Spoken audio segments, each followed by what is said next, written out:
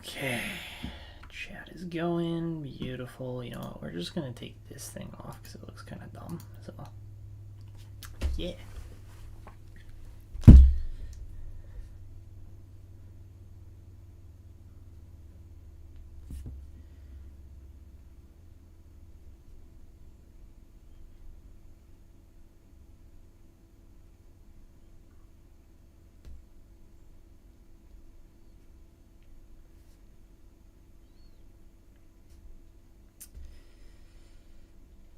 Okay.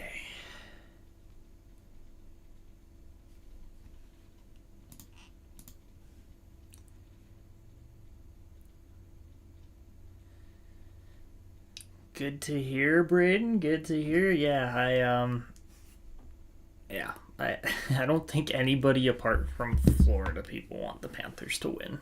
If I'm being completely honest, like, also, am I just out of the loop or what is this narrative with Edmonton being one of the dirtiest teams in the league? Like, what is it was like the two dirtiest teams in the league? Are we talking like Edmonton's actually dirty, or like what's the narrative there? Is it just from like McDavid high sticking? I don't know. I've seen a whole bunch of posts on social media where it's like, oh, the two dirtiest teams in the league get to play each other. Are we talking dirty as far as McDavid dirty filthy, or like what? Yeah, I don't know. I don't know. I saw that. I was like, I understand Florida because Sam Bennett quite literally punched Marchand in the head.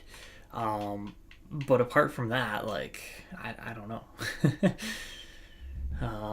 Yeah, anyways, we got the draft class today. It's going to be fun because we actually have some decent chances at players that are going to be good today, which is always nice.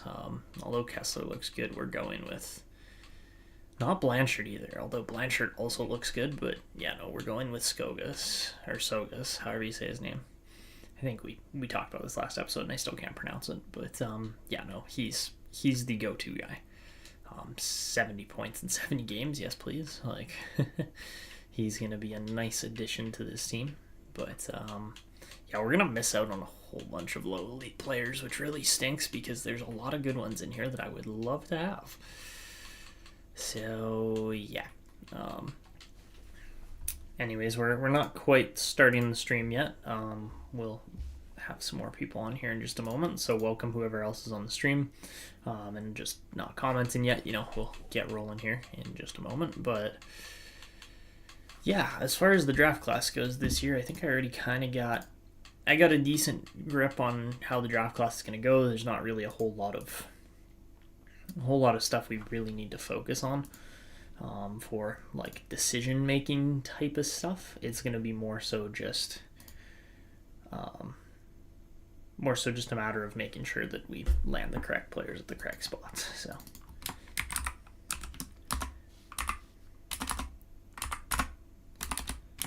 alright, so San Jose won the cup last year.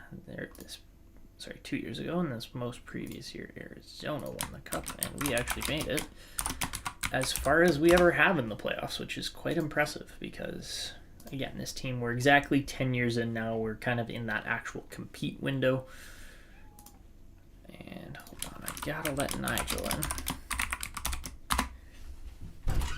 Hey, Nigel. Hello. Okay. Who else is around? Anybody else? Not yet. Alright, that's all good. But yeah, my spreadsheet's actually fully caught up as well, which is very nice because it's taken me days to get it to that point because there was quite a few seasons worth of franchise mode in here. So, as far as the actual players we're going to draft goes, at this current moment at least,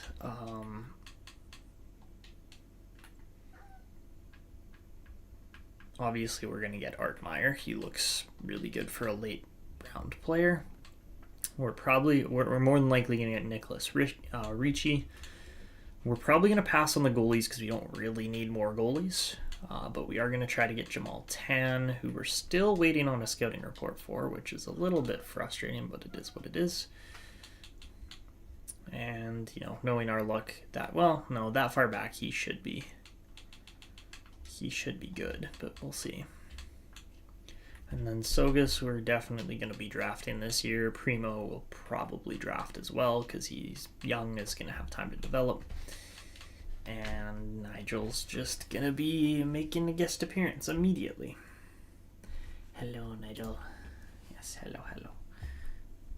What do you think? Okay, he's just going to flop right on my desk. Hey, what are you doing? Oh, you want my drink. That makes more sense. You guys can probably see his head right over here in the corner.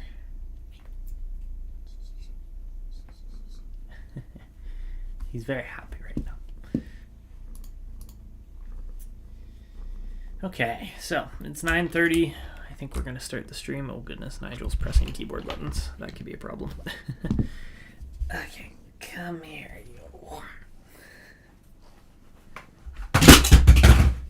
you just kicked my controller right off of my lap. Okay, you need to calm down this morning, mister. You are just very excited. Now I gotta actually go grab my controller without spilling the cat, which is always a chore, so. I'm sorry, do you need my full undivided attention right now?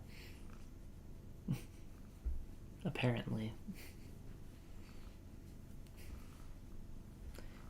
Why are you so freaking cute?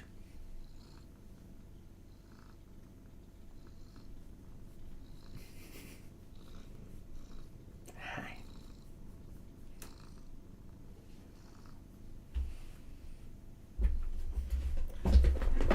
Wow, he almost fell right off of my lap.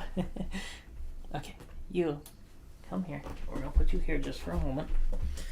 Oh, goodness gracious. Yeah, the whole backside of my controller just like bounced right off here.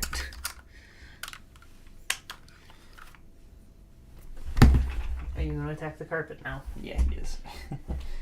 Hi, carpet attacker. Hello.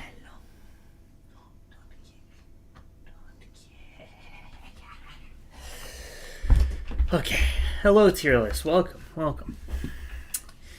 Okay, so we are going to start this franchise mode, or this episode up right about now. And all right, we are rolling now, so let's do the intro. 3, 2, 1. Let me get centered first. There we go. Okay. Hey guys, how's it going? It's Etanius here. Welcome to episode number 23 of this NHL 24 Draft Glory franchise mode here with the Newfoundland Growlers.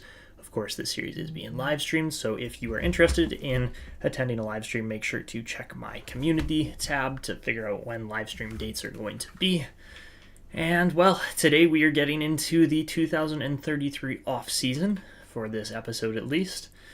Welcome, Peaceful. Glad you can make this stream. I am doing pretty good. I mean, I can't complain. My Edmonton Oilers made the Stanley Cup Finals this year, so it's really about as good as it could go. But, yeah, we're getting into the draft today. That's going to be the main thing. We're not really too concerned about much else besides the... really, Hunter Sogas is going to be the main guy, because that's the guy we're going to draft. Everybody else, there's going to be some other good picks in this draft, but overall, yeah, we're not super concerned as to how things have gone up to this point. So, without further ado, let's get to the off-season here.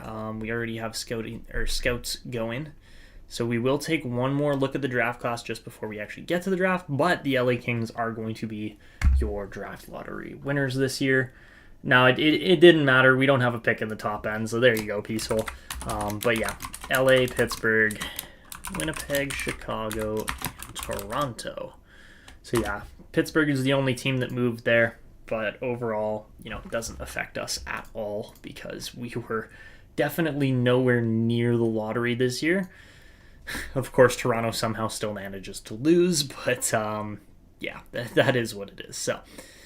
let's get to the retirees here, see who calls it quits on their careers this year. And oh my goodness, McDavid retires at just 36.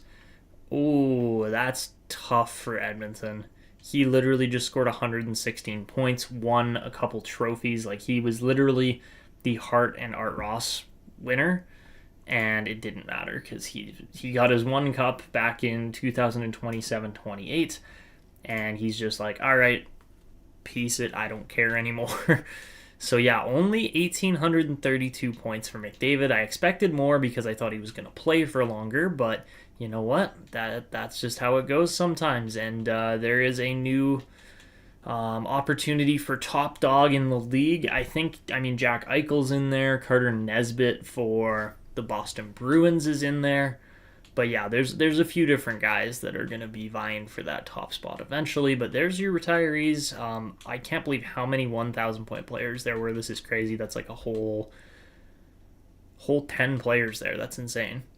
McDavid didn't even surpass 2,000 though, which I was expecting him to. So yeah, that is what it is, I guess. As far as goalies go, Connor Hellebuck, UC Saros, John Gibson, Tristan Jarry. Lots of decent goalies there. Can't complain about those. And here's the best defenseman. Seth Jones was that number one guy. And everybody else other than that, Vince Dunn probably could have kept playing as well. But was he only 29? Hold on. No, he's 36. Okay, I was like, there's no way he's only 29. That doesn't make sense. But yeah, we lose Dylan Coughlin, who's one of the few Newfoundland players that probably could have retired this year. So let's just check out and see if any other Newfie's retired, and looks like it's just going to be Coughlin, so that is fine. I guess it's Colin, however you say it. And we do lose Daniel Days, so we will have to go hire one new scout this season, but that is okay. So, we're not going to do draft interviews, but I am just going to check the positionings on everybody and see if anybody's kind of swapped draft positions or moved at all. There we go. Ethan Belchetz hits a high elite potential. At 25, it took him long enough. I was really hoping he would hit that a little bit sooner than he did. But it is all good. We will work with it and make it work because he's going to be a great player for us still. And hopefully we can even maybe, knock on wood, turn him into a franchise player. But we'll see. So, looking down in the system here, we have a few guys that are developing that haven't been signed. Most of these guys are signed and developing fairly well. Some of them aren't developing that well either, but it's give and take, obviously. And, DuPont is our number one guy. We've got him on a great contract. He's going to be the kind of heart and soul of this team for the future. The only guy I am worried about here is Caden Sanchez because he is currently disengaged with his morale, which is a problem. While yes, Ludwig Modin is coming up the system quickly, we still have to worry about Sanchez a little bit because yes, he did actually just win the Jennings with Delmore. They were very good together, but something to be a little bit concerned about there still. So that's what we're rocking with heading into the draft this year. It should be a fun draft. And what's the chat saying here? All right. I don't know. I mean, I don't know why McDavid retired so young. Hearing Shesterkin wants north of 12 million. Yeah, we'll see. Yeah, I think pretty much every Canadian person is hoping for the Oilers to win the cup at this point because, again, it's been 31 years now, which is insane. So, yeah, anyways, all right, let's get to the draft here. We'll see where our picks fall first. I thought we were going to be picking a little bit further back than we are. So that might actually benefit us a little bit. I forgot to actually take a look at the draft to see if any of the players that we were looking at moved positions at all. But our picks are at 28, so everything changed a little bit. I thought we were going to be picking a little bit further back than 28, but that is okay. We will take it. So yeah, 28, 61, 94, 127, 160, 193, and 226. Okay. So, with those respective picks, you guys saw where those numbers fall. Let's go look at the draft here and just see where all the best potential players actually fall. So first things first, Skogas moved down a little bit, but not far enough for us to really be able to go out and pick him. Same with a bunch of these other guys. Okay, so Tan is indeed a low elite. That's going to be great because he's ranked way back at 188. So we will be taking these last three guys with three of our last picks, not our very last picks, but Art Meyer will be the 7th rounder. I think we're going to take Richie with the 5th, and Tan with the 4th rounders. So those will be those picks. As much as I want to take Dadano, we're just not going to be able to get him, and he's not really worth the pick over Sogas either. So that's where we're at with that. And we're not going to get any of those other guys over Sogas because Sogas will be gone before pick 61, which would be a problem for us. And then I don't really feel like we need either of these medium elite goalies or the medium elite 2A forward in Blanchard. So we're good with all of those. And then let's see, was there any other movement here around the 60-ish range? Yeah, not really. So we're probably going to take Brewer with our 2nd round pick, which is insane to think about, but that's kind of how it's going to fall because like there's just not really a lot of other options for us that fit our team needs very well. If there was defense around pick 60 or so, I would feel more obliged to actually go out and pick those guys, but I just don't see the need to really. Like I think we're going to be fine with just getting Richie as the defenseman this year. And we're not going to take Kessler either. So, all right, let's get to it. I think I know exactly how this draft's going to go at this point. And oh my God, Koltsov's 84 rated. That's insane. Like, come on, LA. How are you not doing better? I did not mean to hit offer trade, but all right. Okay, for the 2nd pick, Deschamps goes to Pittsburgh. He's a playmaker. He looks very nice as well. He's a little small, of course, but that is what it is. And Kreutzer does go 3rd. You know, I was kind of interested to see if LA might trade down or something, but no, that doesn't happen. And it looks like the top 5 is all going to go exactly according to plan. That was exactly the 1 through 5 picks. And then Minnesota should get an elite player here too. Yeah, and they get Daigle, who is very nice as well. Obviously, Hutchins would have been the guy that we would have wanted to go for, but we're not allowed to trade, so... All right, over to pick number 28, which is our first pick of the draft, of course, this year, as we actually did okay. And who else was good? Sylvester was good, Shing was good, McGillney was good, Shattenkirk. Yeah, okay. So some pretty solid players throughout the draft there. Any sniping centers? Not really, not besides the top end. Nobody that I was like, okay, we need to go get this guy kind of thing. But while we are passing up on quite a few elites, Hunter Sogas just looks so good that we have to take him. Just simply no other way around it. Again, the right-handed Canadian just looks amazing, and he's 77 overall, so that is going to be very nice for this upcoming season. We could probably even almost throw him 3rd-line center, fourth line center, which would probably be beneficial for his growth overall, because yes, he did put up 70 points in 70 games. And yeah, Hunter Sogas looks really good. So we'll sim over to pick number 61 now, and this is where we're in that kind of meh range where like a whole bunch of low elite guys are going to go off the board that we just cannot pick.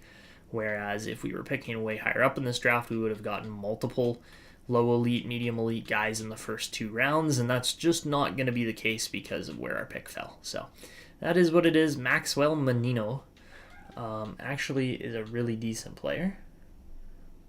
What's going on, Nigel? Are you okay? He's being a goof, trying to get comfy, and I don't think it was working very well for him. So yeah, but as far as Sogas goes, he's probably one of our best late first round picks that we've ever drafted. So we'll just have to wait and see how he turns out. But yeah, he can do everything well, which is actually good. How's his discipline? As I know that's been a problem in the past. Nope, 82 is going to be good for a power forward there. All right. So we will simulate over to pick number 61 now, or we're over at pick 61. And while I could take potentially some of these guys on the board, I don't really feel like drafting non-potential players, and I don't feel like drafting 19-year-old goalies either. So we're going to just pass on pretty much all of these guys, and we're going to head straight down to, and by straight down, I mean straight down. Like, there is a lot of guys we're going to pass here. I'm not even going to take a risk on Abraham Downey. I just don't feel the need to. And we are going to take, not Marsh, not McArdle. We're going to take Jose Brewer. I know he's like, he's got to be like 50-something picks off the board here. And yeah, no, we're going to take Brewer here. So Brewer's only 49 rated, but that's, it is what it is. I'm actually not upset with that at all. Yes, if he doesn't turn out, so be it. It's not the end of the world for us, but he is definitely a lower end pick for a second rounder. The potential's all there, though, so that's why we drafted him there. And all right, let's see how good all these other guys were that we did not draft. And like I was saying, Pettinen's okay. He's 55 rated, but he is also 19. So like looking at that, I'm like, we don't really need him. As far as Nolan Brophy goes, he's just very small. So that's another reason why we didn't take a guy there or take that guy there.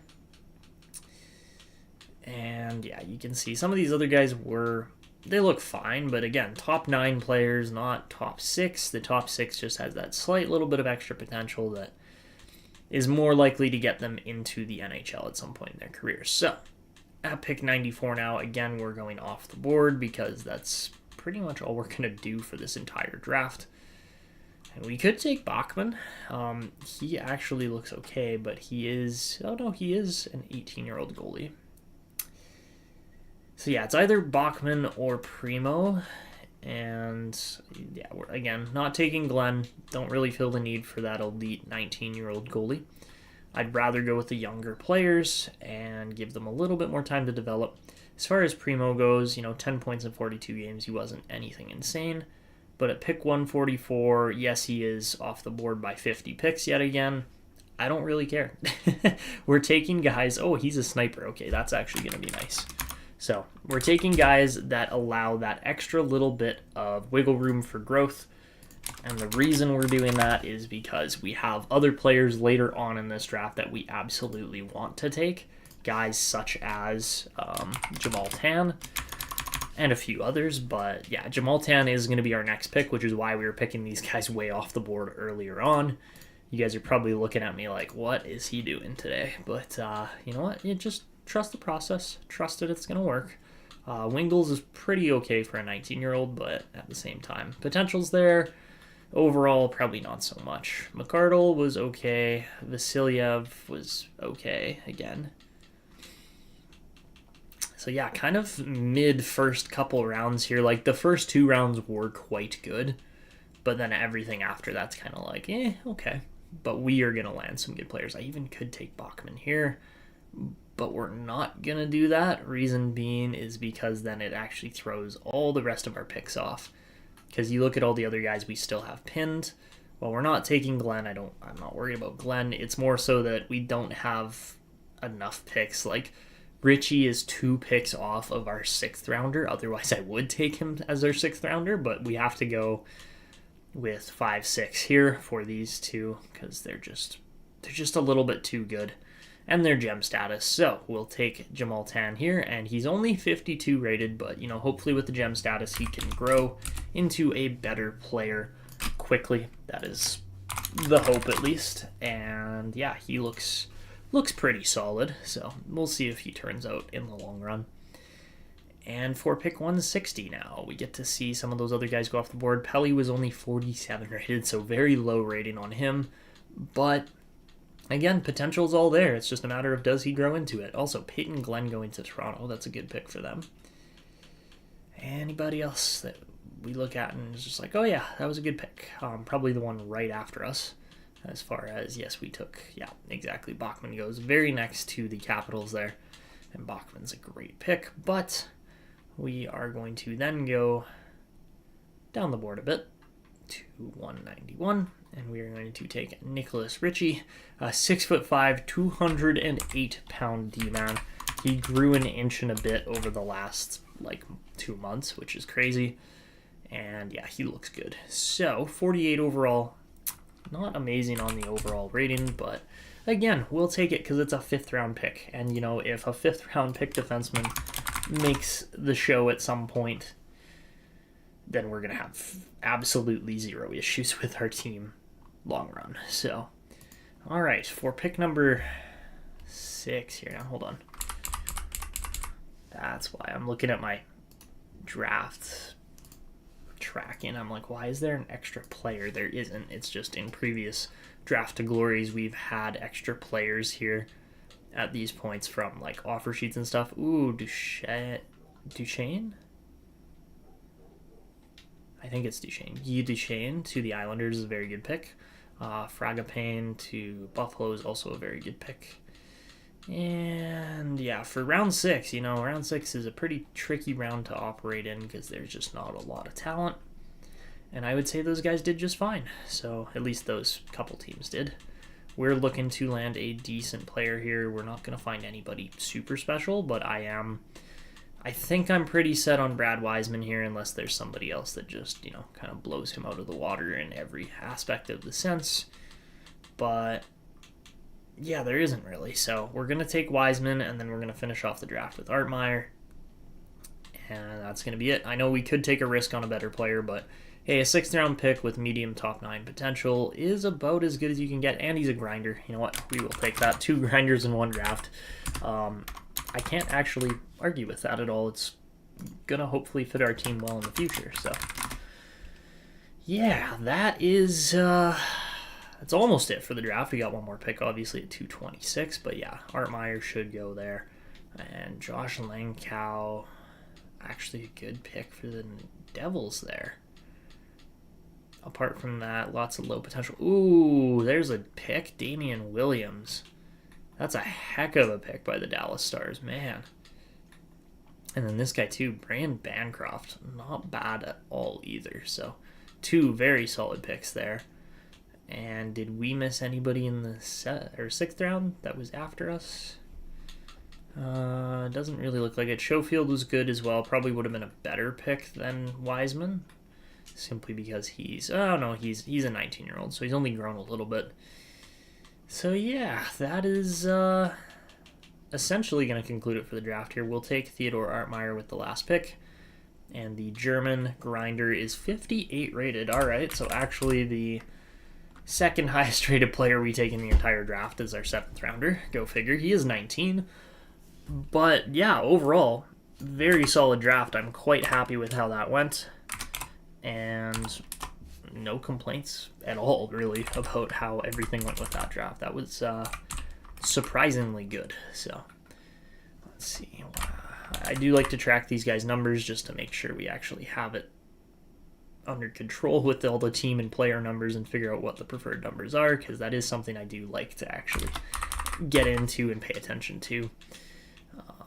But yeah, overall, I think we did pretty good in that draft, considering that we were picking so far back in the draft. I really have no qualms with how that went. So, all right, our 3rd rounder being Primo is number 56. Interesting number for sure. And then I believe Jamal Tan was 62, if I'm not mistaken. Just takes a second to get over to him. And Tan was indeed number 62. All right. So there you guys have it. Heck of a draft overall. I think we did just fine, all things considered, and all late round picks and steals and potentials and everything else, I'm pretty happy with that draft. So we'll finish off this last little bit. Not like there was really a lot of talent at the end, but really a heck of a draft to start things off here. And yeah, just a great start. So, I know I didn't really get your guys' input a whole lot on this draft, but I think we did all right. What do you guys think about Hunter Sogas? Do you think we give him the opportunity as the 4C on our team for this upcoming year? Do you think we need more experience down there? What are you guys thinking? Because, yes, we have Samu Pentakainen, who's a top 9 forward that actually has played in the NHL for a couple seasons now at this point, has been getting progressively better year by year. Or do we give a rookie a shot? Like, Sogas looks so good. I really think he could get an opportunity. Interesting. Okay, Peaceful. I mean, yeah, the chat can be like that sometimes. I don't have full control over it, so. Yeah, but yeah, we'll see how players develop here. I mean, we haven't had the craziest development cycle. We haven't been getting a whole bunch of extra steals and stuff like that. So, all right, Rob Sillinger, our AHL coach, needs to be re-signed. Robinson Sillinger. Yeah, that's, I don't understand that. All right. Hello, Divinity. Welcome. Good morning. Glad you can make the stream. Yeah, we just finished off the draft real nice and quick. We're just snapping our way through it 30 minutes in here. But we got Hunter Sogas. That was kind of the main pick here of this last draft.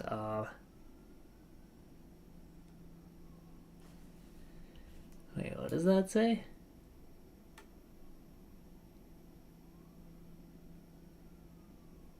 Ooh, okay.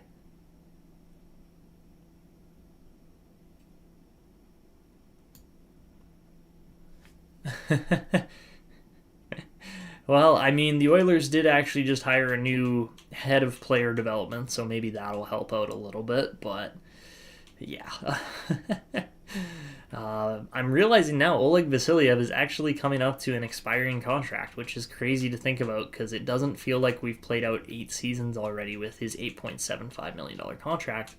But we have. He actually just had, the 73-point season was his second best season ever.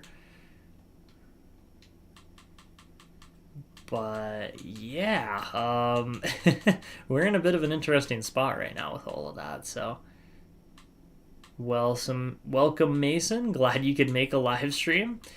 We just finished up the 2033 NHL draft where we got this guy, Hunter Skogas. Or Sogas, however you say his name. A couple episodes behind, but yeah, that's all good. It's not like you've missed a whole lot. Like we were bad, I think 2 seasons ago, and we got Sven Hedberg, and he's turned out to be pretty good so far. He won the Calder in his first year. Like you could see the stat line there, it was really good. Yeah, honestly, that's kind of what I'm thinking. I mean, Tiemanen's good enough. Svedberg's good enough. Sogas, yeah, Sogas is gonna be good though. I think this might be the year though that we finally see the final original Growler in Igor Zamula. Call it quits. I don't think he's gonna be back with the team by the looks of it. So we'll have to see how that goes. But yeah, we have like a fully drafted squad here at this point. I guess Connor Mackey is probably another one of those guys, but yeah, we have like a fully drafted squad at this point. We have to sign Gallagher. We have to sign Robbins. It doesn't feel like we've been 2 seasons out already for those guys, but I guess we have. So, also, how about Magnuson getting up to 67 overall as a 6th-round pick? That is gorgeous. So, pretty much the way we're going to operate here is we're going to be sorting almost exclusively by potential at this point. Ryan Fante's got 1 year left. Wow, Svitov just dropped from starter to backup. That's really funny. But yeah, we will be running Delmore and Sanchez again. And again, like Sanchez is on that 2-year, $6.3 million contract. We're waiting for Ludwig Modin to really kind of come into his own. I mean, he had 7 shutouts in the AHL. That's a great question. We're going to check that in just a second. But yeah, so far, by the looks of it, our goalies don't need any contract extensions, which is great. Getting on to the defense, we have enough defense. Like, you look at it, that's our top 4 up to Zykov, and then Turka, Millman, and Rogers. I think we are going to give Millman a shot this year. You know what? 2.8 isn't great. I feel like we can make that work a little better.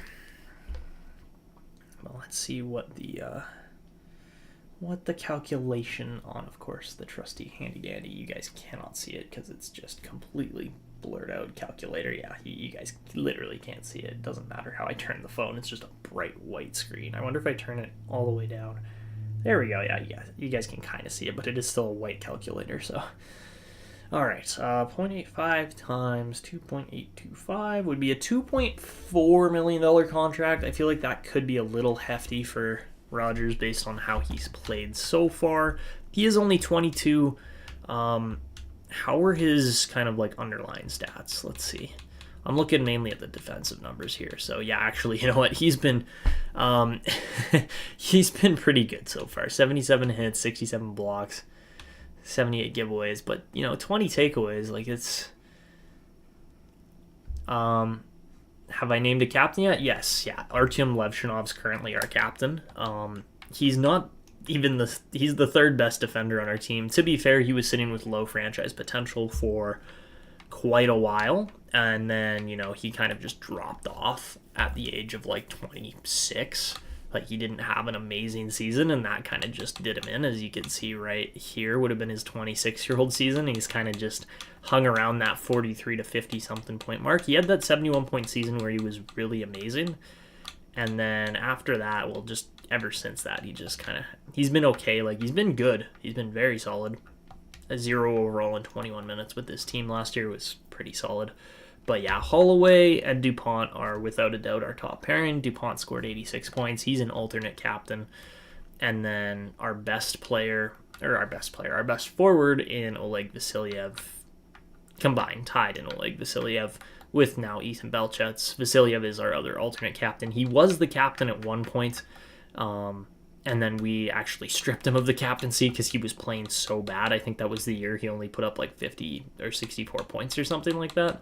Like, he just did not play well there for a couple of years, and we were like, okay, this has got to change. Something's got to change, and that's what we did. So, anyways, back to, yeah, Mr. 69, exactly. Like, he put up exactly 69 points for so many seasons in a row. Do you guys think we offer the 8 years to Cole Rogers, though? He'd be a $2.425 million contract. It's not a bad chunk of money to spend on a 5'6" D-man. I would be okay with it as long as you guys are. But yeah, I want to know what you guys think, because Cole Rogers for 8 years would be nice. But at the same time, tier list says yes. Anybody against this contract for Rogers for 8 years? It takes him till he's 30. He could just completely outplay the contract if he, gets a little more ice time here and there, depending on how things go. But yes sir. All right.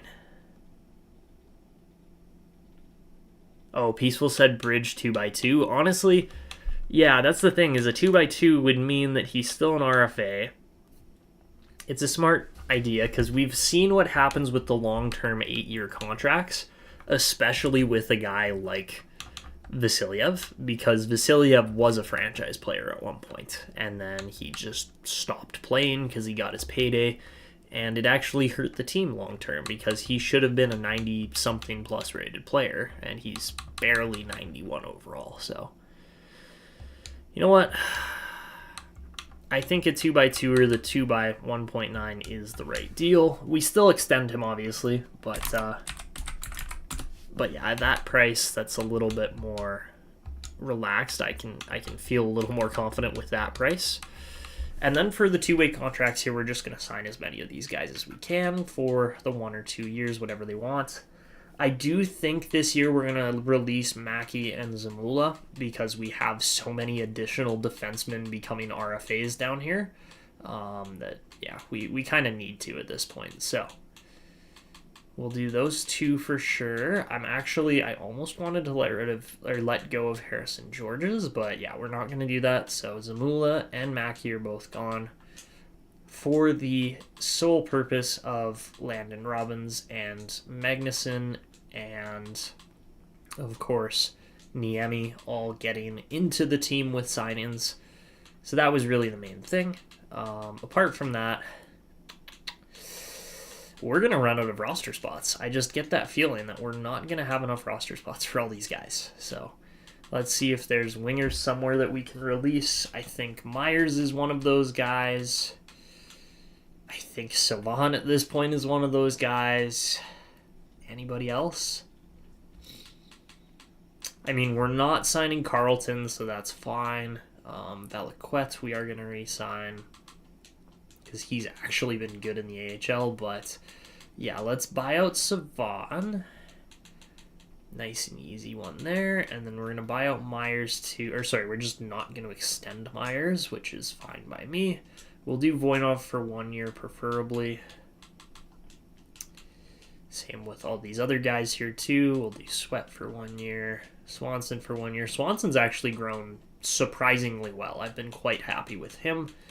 But yeah, we've got lots of left wingers and then a very small amount of right wingers. So we'll sign Michel Bernier and we'll sign Reed McClellan. Sorry, not McLennan. Engel, no chance. I'm not. He's been good. Like, Peyton Engel has been very solid in the minors, so I just don't really feel the need to buy him out yet. Like, maybe this upcoming year, maybe we just let him expire. We'll see what happens. But, yeah, we don't really have a ton of right-wingers. Like, Järvenen's our fourth line grinder on the right wing in the NHL, but then we have all of these other guys that fit quite nicely where they're at. And yeah, that's our system and our setup right now. Obviously, we have 4 guaranteed good centers, but we are gonna bring Hunter Sogas in as well. And then we will, of course, sign Brendan Gallagher, our first-round pick from 3 years ago now? It's 2 years ago now, so I don't know why he's expiring, but okay. I think we're going to sign... Yeah, we will sign Arvidsson for 1 more year because he's been our leading scorer in the AHL for a couple seasons now. And then Reed Castles we are going to sign as well because he was quite good. And that might be enough space. We'll see. Actually, I'm probably going to... Yeah, we're going to definitely buy out Connor Fisher because he hasn't been very good. And we would just be running out of spots there otherwise. So let's try that. That should be enough space. We're fiddling with roster space every single year now at this point. And as soon as we get to this upcoming free agency, we are going to sign Vasilyev and Zykov and probably Kirka. So yeah, those will be the 3 upcoming extensions that we have to do. And then as soon as we do that, that's going to be good. So,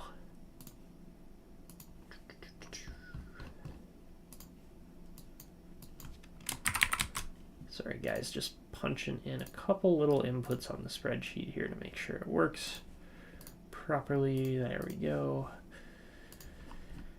And Halifax on the conditional format as well.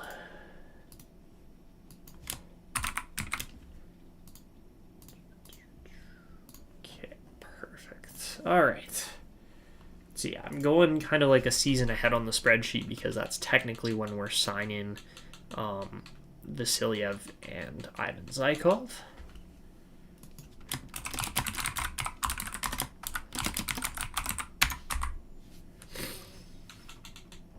How long do you guys think Vasilyev's next contract should be? Should it be another 8 years just so that we get him right until the end of his career when he's 35, 36? Do you think we sign like a 4-year deal or like even a 3-year deal, something like that, just to see how well he progresses over the next season or 2?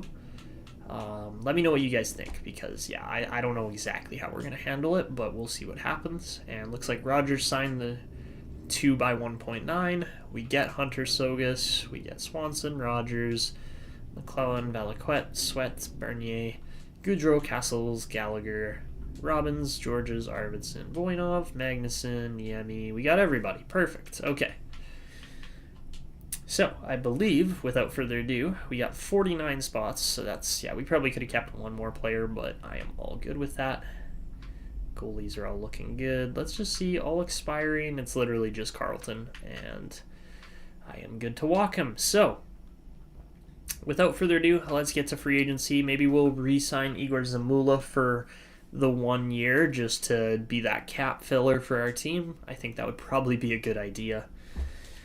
But yeah, overall, our team is operating very efficiently as far as contract prices go, as far as player development goes. It's been a little bit worse, but yeah, no, you know what? Overall, I'm very happy with where our team has ended up here. And you look at the ratings on some of these guys too. Like, we have got a pretty deep team overall.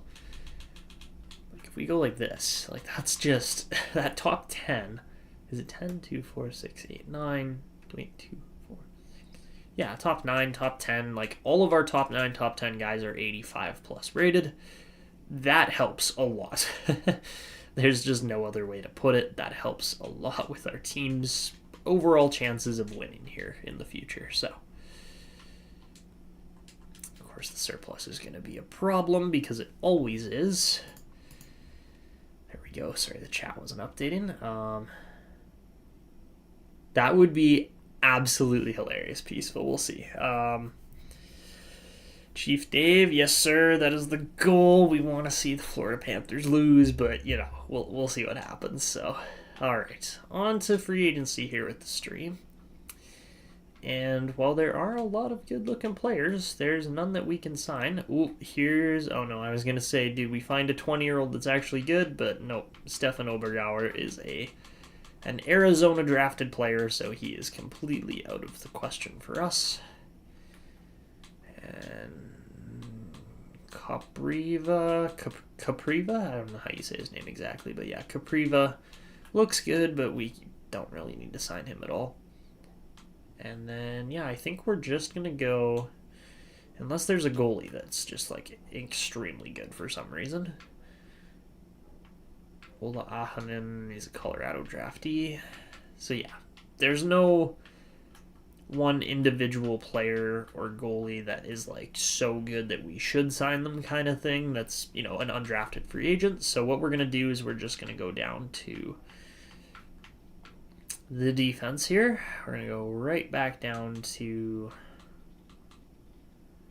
wherever Mr. Zamula is. There he is. And, of course, we will sign him up for a 1-year maximum amount of money contract. And that's probably going to be 22 million. Yeah, okay.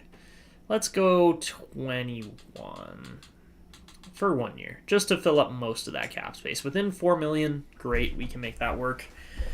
That is exactly what we just did there, Peaceful. So there's our cap whale. It's going to be Igor Zamula for 1 more year. And, all right, I think we are good to go here. So let's get rolling to the... Actually, hold on. We are not good to go yet because we need to do contract extensions. So first thing is first. Ex-Captain Vasilyev, Mr. 6... Oh, my goodness.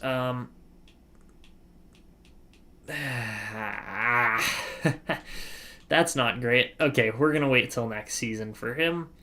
That's far too much money. That's far too much money for what he wants. Yeah, we're going to hold off on that because right now I get that he's been on a budget contract at $8.7 million, but $10.8 until he's 35 makes no sense. That literally makes no sense for our team because we've got other guys like Hedberg that we're going to have to sign within 1 more year of that contract getting signed. And Hedberg's probably going to end up being a better player than Vasilyev has been for his entire career. That won't be a problem. It's just not an amazing amount of money for Zykov. Like, I'm more willing to sign that because it's a $7.5 million deal for what's going to be a top 4 defenseman. Are we paying a ton of money to our top 4? Yes, but is the reason because it's a good top 4? Yes, exactly. Like, it's... Yeah, no, we'll make it work. We have the cap space. I'm not, like, petrified of that contract or anything. I think it's going to be fine. But, yeah, more than a bit steep for 69 points. The only thing that bugs me with Zykov, too, is that he only put up 16 points in his second season here. I think he's going to get better still. Like, I don't see why he wouldn't. It's just a matter of, like, that coaching as far as do we max out the defense again, see if they can win, or how do we handle it, right? So, you know what? Bridge deal again till the end of RFA, so that would be 3 years, 6.9. The only thing that scares me with bridge deals is that they're going to just pop off in those 3 years. They're going to have, like, Matthew Tkachuk-esque progression. And then they're going to want, like, an $11 million contract at the end of it. And we're sitting here like, should have signed the 7.5, right? It is really 50-50. I would say, based on our team's development process so far, the bridge deals are the way to go because then it just actually makes our players a little bit better. Yes, we probably pay a little bit more money long-term for that, but by doing that, I think it's also the right move. So, we're going to go 3 years. Rule of 85 at 6.95 is going to be, should be a $6 million contract, about. It should actually be 5.925, but we're going to offer him 6 just to hopefully get him to sign that. We'll see if he signs it. If he doesn't, so be it. I'm not going to be upset about it because we are lowballing him a little bit. Now, Jörg Kurka, too much money for 8 years. We don't have a restricted free agent option here, so we'll do the 2 years, but we'll do at the rule of 85 because why not? And a $785 million contract, so pretty much just 1.8 for the next 2 years is fine with me. Again, kind of a bridge deal-esque kind of setup there. I got no problems with that. Goalies should be good. Right wingers are good. Left wingers, we got Pat Archer and Kyler Hewson to sign as well. Pat Archer literally does not change at all. He hasn't really played or grown tremendously well. Pretty consistent 18, 15 point score somewhere in there. Again, he only played 43 games this year, so that didn't help either. If he could, maybe actually stop getting injured, increase his durability a little bit, maybe that would help too, but I mean, one can only dream, right? Let's rock him a 2-year bridge deal at $1.2 million. I'm fine with that. Because by doing that, again, it just ensures progression. So, and then Kyler Hewson, you know what? Same kind of deal. I don't really feel any need to fiddle around with these too much. 2 years at 1.25.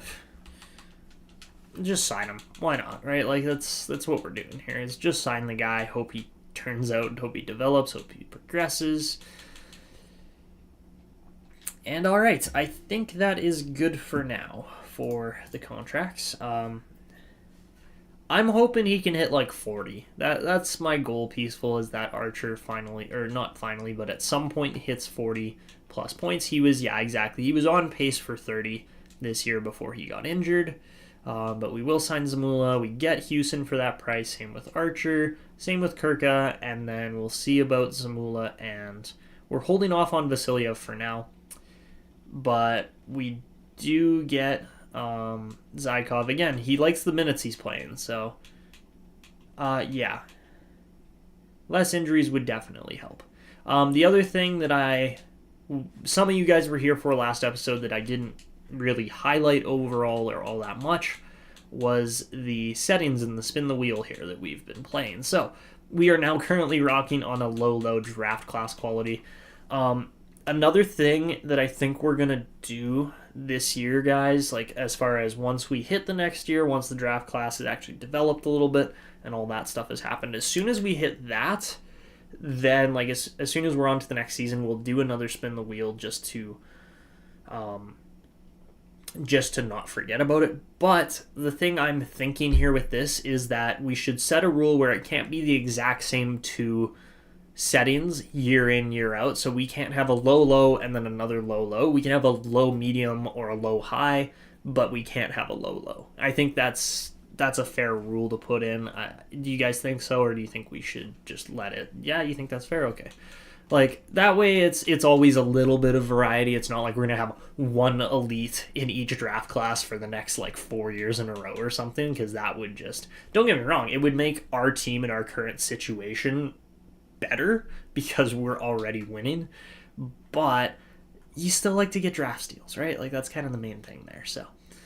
Alright, now that we've got pretty much everything else done, I mean, I'm going to look at Vasilyev one more time here, but I don't think we're going to...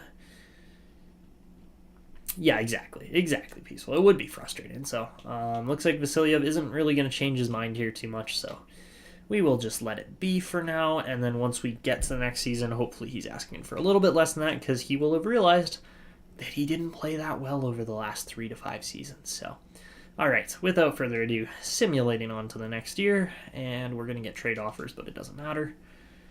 And yeah, I will get that spinner pulled back up. I think I'm going to have to do it again here because I don't think I... Oh no, it did save. Nice. Okay, so it did save my 6 inputs from last time, so that is actually quite nice. I'm very happy about that. And yeah, we'll we'll give the wheel of... I guess it's pretty much Wheel of Fortune as far as our future fortune, right? But we'll give that a spin, see how that goes. That's going to be fun. And yeah, I think the rule of just not having the exact same class 2 years in a row is a fair setting. So, okay. How's everybody else doing today? Are we doing good? Doing bad? Somewhere in between? I Apologize to all the Dallas Stars fans and Wheel of Painting or Gaining. That is, yeah, that is accurate. The only other thing I'm going to do here, we're going to spend our arena money before I forget, because otherwise I will forget. So, alright, let's just fully max out the arena at this point. Just all the upgrades. Ah, we're so close, 800k. Hold on, let's see if we can fudge the budget a little bit.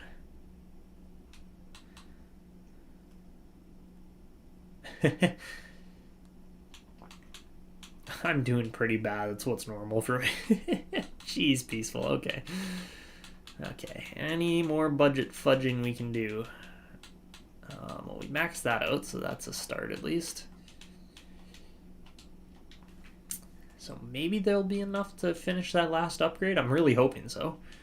Yes, sir. Beautiful. All right. Now we have a fully upgraded facility. Now we just run the repairs year after year. And it should be good, and we should actually be in a money-making stage now at this point where we don't have to spend a fortune on the arena. Okay, so 54%. Wow, that is like the best I think we've ever seen for ticket sales. That's great. The fans are coming around. They're actually realizing, oh, hey, this team looks decent this year. All right. Ooh, there you go. There's the goal. Our goal is to win the Stanley Cup this year, no doubt about it. So we're going to be getting a top-end lottery pick, probably. Out of all seriousness, though. I know, right? Up over 25%. It's a miracle. It's a literal miracle. We have to get at least 6 playoff home games this year, so that means win 2 rounds. Maybe 3, potentially, but we'll see. And yeah, okay. 26 home wins. I think we could probably do that. We got to put our tickets on like crazy sale if we're going to sell that. Yeah, if we're going to sell that many tickets. But yeah, look at the team this year. This looks nice, I got to say. The only thing... Sanchez, what is that? 82? Like, come on. 82 overall for Sanchez. No, thank you. Yikes. Yeah, no, that's not good enough by any means. Okay. Yeah, no, that's not great. I gotta say, that is not great on our goaltending, so. What is he so disgruntled by? Is it the coaching? Like, what?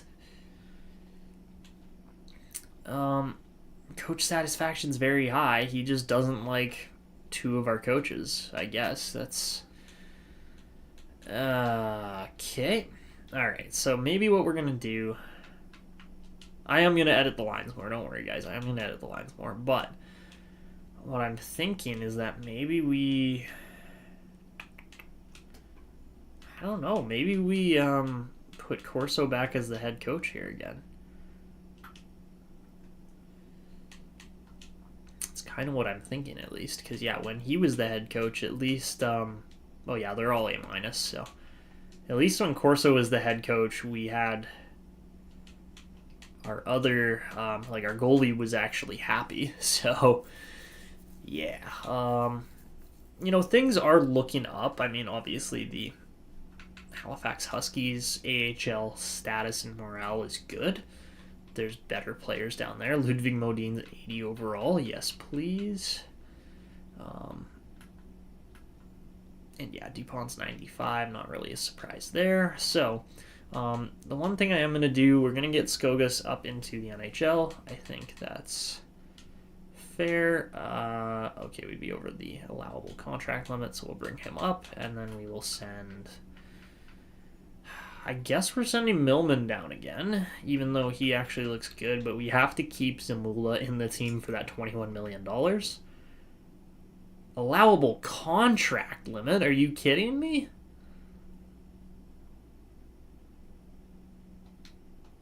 Hold on. What? How? That makes no sense. Oh, of course. Of course Hunter Sogus is going to be the one exempt contract. Ah, man. Okay, well, that kind of stinks, but I guess we'll make it work. Also, this year, I think we should probably play Sweat and Kuiper up in the league. Like, I'm looking at the bottom rated guys here. That is so frustrating. I really wanted to play Sogus in the league this year, but you know what? We're going to have to just tough it out for 1 year and then release a player or something because, yeah, that's just frustrating, man. All right. Andrei Svitov is the best player coming up here from Ukraine, of all places. So, all right. Couple of Ukrainians, actually. Stanislav Kozlov as well. We are ranked to land our pick right at the very end, pick 27 plus. All right, that should be okay. But let's go actually finish editing the lines here. Then we'll do what is the episode 23 wrap up kind of scene here. I swear to God, if he wants north of 13, I'm going to be so upset. He didn't decrease in rating, so that might be a problem. He's still exactly the same, pretty much. Okay, well, we can do the rule of 85 on him for that 6-year 10.85, which, you know, is actually going to take a good chunk of that money off of it. It brings him down to 9.22. Is a 73-point scorer really worth 9.22 million? Probably not. 8.75 is pretty steep for him still even, but this was the first year he was actually a plus on the plus minus, so apart from his very first rookie season. And that's where Jonathan Marsh had a 98-point year. But, you know what? Let's do...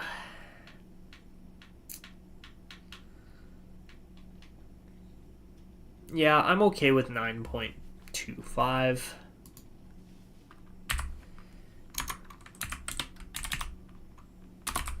Uh, 9.2. We can probably go 9.225. I know that's still steep, but...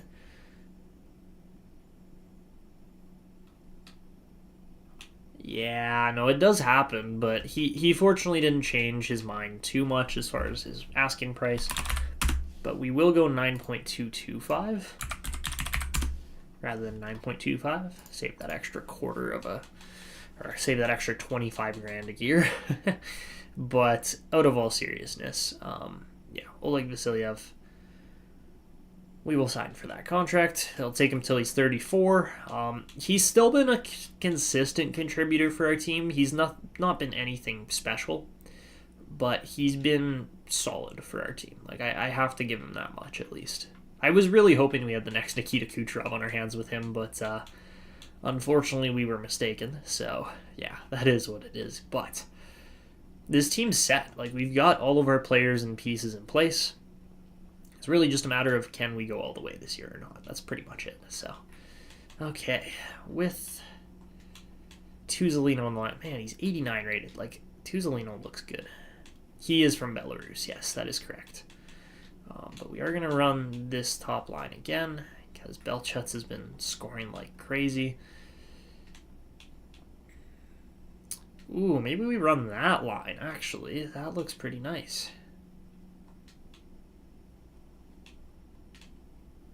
Okay. You know what? I am fine with that.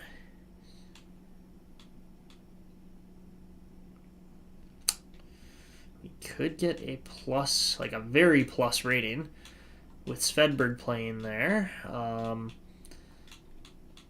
Hold on a second. Let's see if we can make this work. Ooh, okay. All right. You know what? That's good chemistry already. We go like that, that's also good chemistry.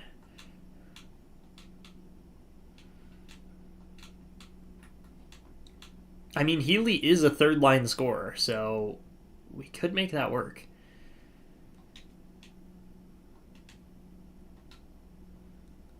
Huh.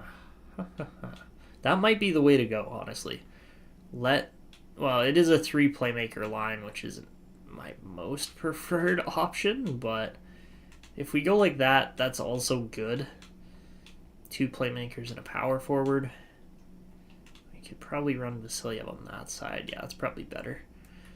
The only thing is, yeah, Pentsikainen and Hedberg have the same face-off ratings.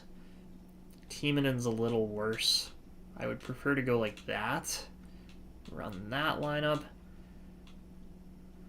Yeah, that's the thing, Peaceful, is that only playmakers would be passing the puck into the net. The thing, though, is I think Svedberg would probably score 50 goals if that was the case, because he shot really well last year, and he has an okay shot. It's just a matter more so of Teravainen and Vasilyev would both defer to him, and it's like Vasilyev should be the shooter on that line because he has the best shot. But you know what? I kind of want to try it as well. Like, I kind of want to see if we can make that work. Because it's a +5, right? So that means Svedberg's 91, Vasilyev's 96, Teravainen's 93. Like, that would be a deadly good line. It's just that matter more so of, is it really the right way to go with development? I think so. The only thing with Hedberg is, like, maybe we, let's see. All right. See you, Peaceful. Have a great day. Yeah, hopefully we'll see you again soon. But, yeah, I'm struggling here as far as what play we make with this. I think I am fine with our fourth line not really playing a whole lot. That should be okay. And then hopefully Sanchez can get things rolling here a little more. Because, yeah, I don't really like the 82 overall currently. So, yeah, that's, I think this is where we're going to leave the team for now, just so that we don't have a 3-playmaker line, even though it would probably work. I just don't really want to risk it as far as it not working well. If Hedberg starts scoring like crazy, though, we will adjust that a little bit. But I think we are going to run...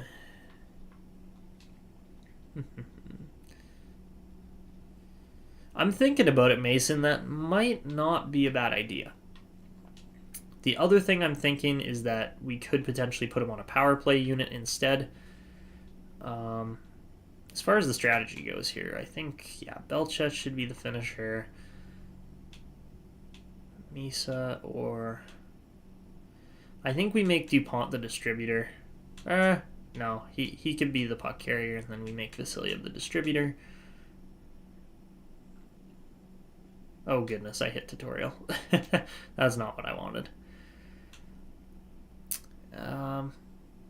Yeah, I understand how the power play formation works. Goodness gracious. Okay, so that'll be our setup for that power play. The only thing I think I'm going to change is maybe we run like a Kari Teravainen or somebody here on... Yeah, I think we do that instead.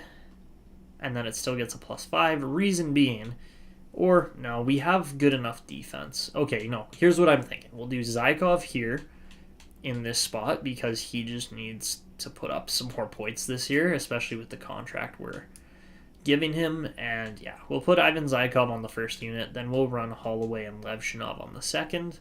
And that should work out nicely, because that will, yeah, just immediately improve chemistry. And then Teravainen and Healy Hedberg should be good. So yeah, Hedberg getting second power play time. You know what? It's 2 +5s. I literally cannot complain about it.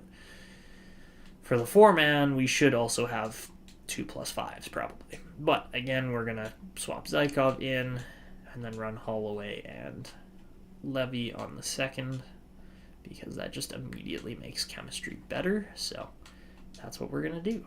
And yeah, look at that. +2 immediately.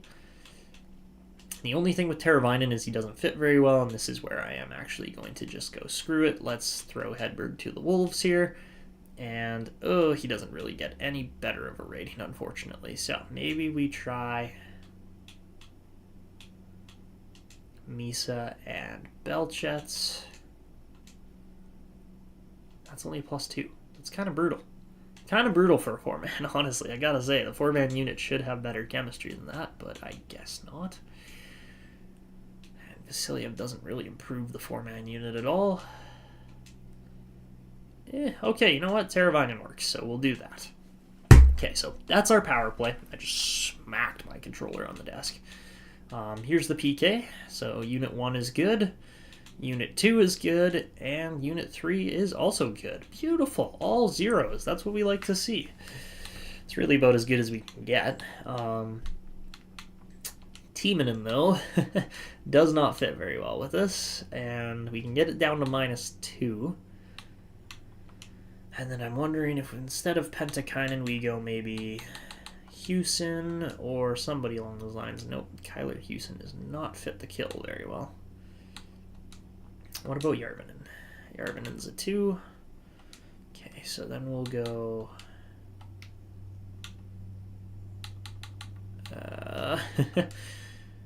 yeah, okay, you know what? If we're rolling all minuses on the 3-man, the key is to not take 2 penalties in quick succession. That is it. That is the goal. For 4-on-4, I'm going to set up our lines a little more properly. The only thing I'm doing here is with all of the special teams, I'm throwing Zykov with DuPont simply for the reason of trying to grow him more. And I think that's going to work, but we'll have to wait and see. I really like how our units are shaping up, though. Like, it is good. It is very good. So then we'll run, instead of teaming in here, I'm going to run, I think, Tuzolino. Tuzolino and Hedberg, even though Tuzolino cannot take face-offs, that's fine. Because he wasn't there. Yeah, beautiful. Actually, I'm realizing now, Vasilyev is nowhere to be seen, so that's where we'll swap out Tuzolino. Even though Tuzolino's good, we're going to try to get Hedberg a lot of goals this year again. That is kind of the setup here that we're going for. So Misa Belchets, that's just how it's pretty much always going to be. And then we'll run, you know what, let's go Teravainen and Vasilyev. Or no, sorry, that's pretty much 2 centers. So yeah, no, Teravainen and Healy's fine, and then Svedberg, and actually, you know what, here we're going to go Zykov for 3-on-3 number 2, and then Holloway can be the 3rd guy. That works nicely. Go Svedberg here, throw him either at center or on the wing. We'll figure that out depending on who has better face-offs, and it is going to be Vasilyev by 1 face-off rating. Okay, so extra attackers, DuPont, Vasilyev, that works fine for me. And yeah, that's a nice looking team right there. You know what, for the shootout though, as high skilled as Tuzolino is, and oh no, Kari Teravainen dropped potential as well. That's unfortunate. Ouch. Come on, game. Jeez. Like, you're just not helping my development at all here. That's unfortunate. Like, I've never seen so many draft steals drop in 1 save. Like, drop potential in 1 save. That's wild. Okay. Well, we'll run... Sure, Vasilyev's first shooter. That's fine. Oh, I see. It's because they've got all alone. Ah, that makes more sense. Also, how is DuPont not in our top 5 in the shooting players for the shootout? Like, that's crazy. He's our best player. Like, come on. But yeah, having 3 guys with all alone should probably also help us actually win shootouts.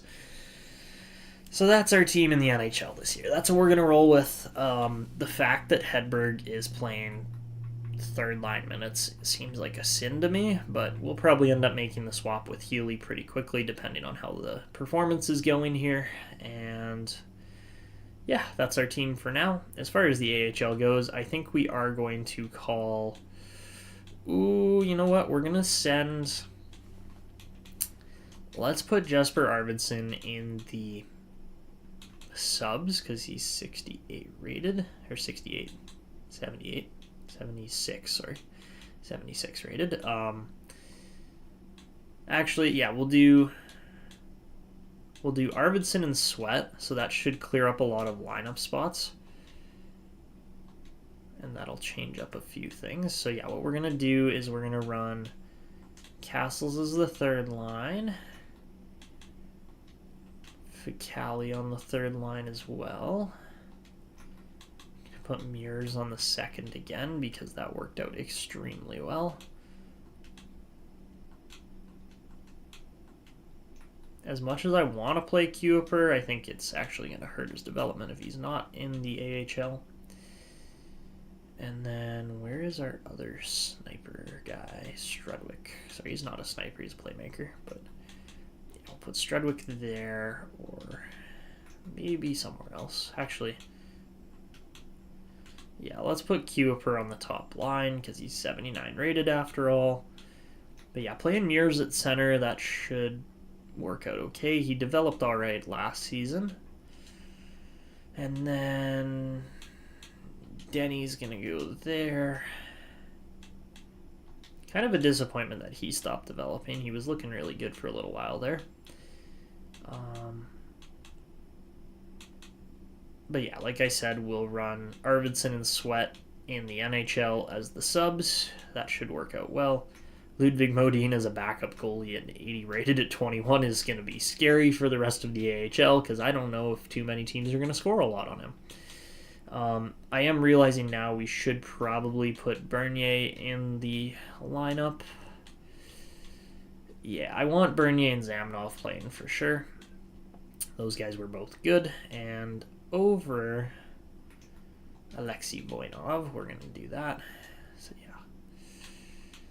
Bernier's a grinder, but you know what? Whatever works, works. Yep, that's going to work. All right. And Fucali can play the other wing. Beautiful. All right. So yeah, that's our forward group. I'm not going to change too much about it. I think we've got some really solid players in here. And I don't think anybody fits our first line very effectively here. So yeah, that's, you know what? It is what it is. The first line doesn't need chemistry. What we are going to do is we are going to put Sylvain Gaudreau on the top pairing alongside Robbins. Okay, Robbins does not fit there, so I guess he'll play second minutes. Magnuson, on the other hand, could be playing top pairing, potentially. Yeesh, kind of just not amazing. Yeah, I mean, it is what it is, but not the best setup I've ever seen. Not bad, but not the best either. So, yeah, Calder and Magnuson will get bottom pairing minutes. We'll do Robbins, who actually looks pretty good. But yeah, we'll do Robbins and Zamnov because they're a good kind of offset of size and skill and all that stuff. And then the goalies are set. We don't need to put anybody else in. We'll move Sweat and Arvidsson up. And that'll be the lineup for the year. I'm not even going to look at special teams in Halifax because I don't want to know how bad it is. So, yeah. All right. Cody Sweat and Jesper Arvidsson get in the NHL. And then we will send, I guess, Noel Millman? Yeah, because we have Zamula already, so.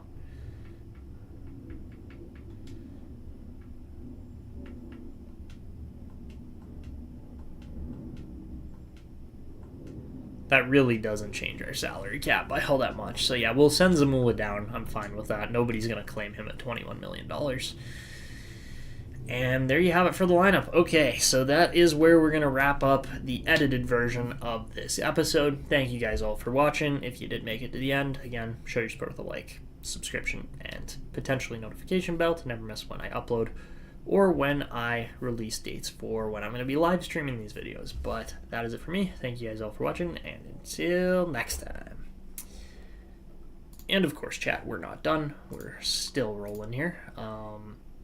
But yeah, let me just do my little re-up again, and then we'll do all the scouting and everything else. Actually, you know what? Let's do the scouting first, and then I'll do the re-up for episode 24, which is crazy. I can't believe we're that far into this series. It doesn't feel like we're that far in, but we definitely are.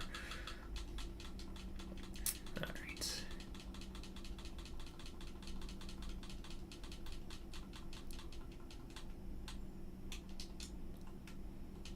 Okay, we might need another Russian scout this year.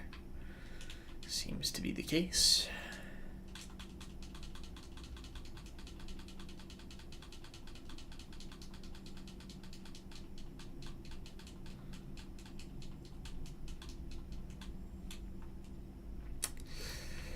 Could almost use another Liga scout too.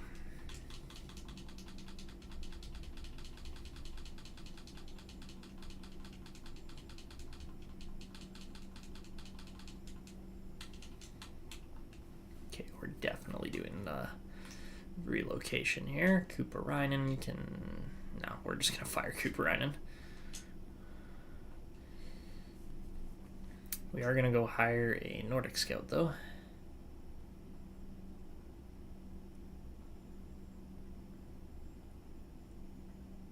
Really, A- Liga. That's not what I literally just saw when I fired him. Come on. What are we doing here?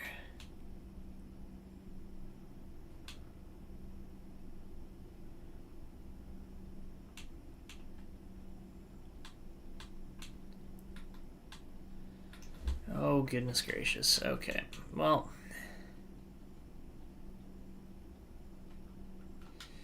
Okay, I guess we're hiring Kuparainen right back, which makes no sense. That literally makes no sense. I don't even understand that.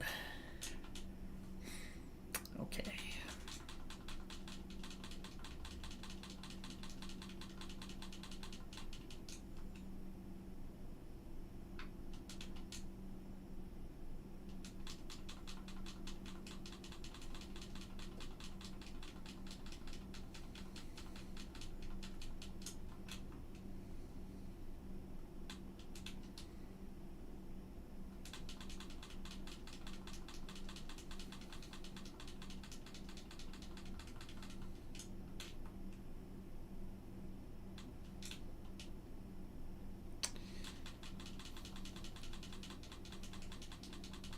Okay, so it looks like we are actually going to have more Russian players this year, which works fine for me. But we are also going to have, like, there will, of course, still be a lot of CHL players. That's the word I'm looking for. CHL players, yes.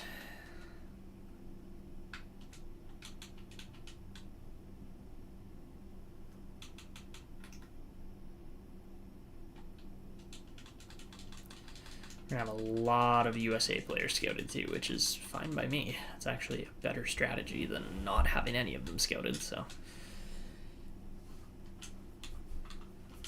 Okay, we got a guy named Moore this year. Interesting. Also, what is that? That was the Q? Oh no, that was the West. Okay, I was like, for the QMJHL, that it seems like a lot less prospects than usual. I was obviously in the wrong region, but yeah.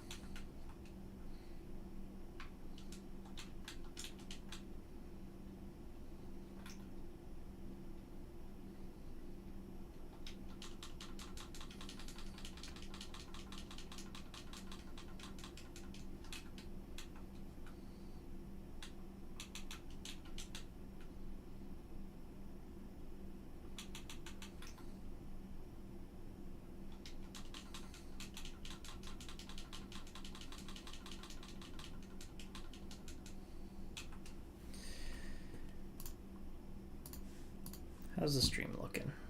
All right, welcome anybody who's just getting onto the stream. We are currently just doing some scouting, then we'll start up the intro for the edited version of the next episode. Obviously, we're doing 2 episodes per live stream. It usually pans out to be about the span of 3 hours or so in total recording time. So yeah, for any of those of you just joining the live stream, welcome. Currently, our team is very much in a contending spot after a decade of building. And that's why this one's called Building a Legacy, is because we are actually trying to, push for making the... Oh, shoot, we forgot to hire a dub scout. That is my bad. Okay, but yeah, we're currently in the position and stance of trying to build a legacy for this team that is long-lasting, and hopefully, we're going to get a cup. That is really the goal at the end of the day. Oh my god, we have no scouting budget, so Lana Wanvig we have to sign. But we need more scout budget, so let's go do that first. Also, where... Oh my goodness. We have, like... Oh, it's all in scout travel, that's why. I'm like, where is our money this year?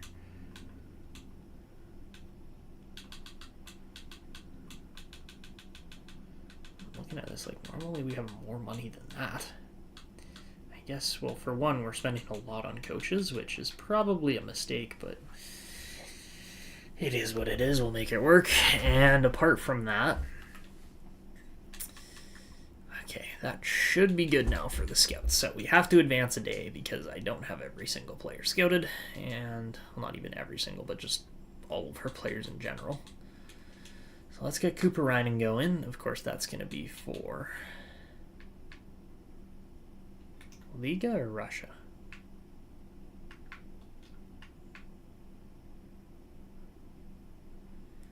I should put him in the Russian league, but that's not great. Okay, maybe we're firing him then. Hold on. I need a Russian scout. Peter Simic might have to be the guy, because I don't think we're finding another one in here. There's an A. Dominic Hasek, hey? Interesting. Only 33, though, so a very different Dominic Hasek. Okay, so I guess we'll sign Simic. Rip that contract extension. And we're firing Tuparainen because, yeah, even though we got, let's see, we didn't quite get all of these guys scouted. Like, we're close at least, right? So that's the thing. So, yeah, we'll fire Tuparainen yet again. That's a roller coaster for him. I apologize on my behalf, but okay, there's Lana Wanvig. I'm not trading players. What are you thinking? Come on.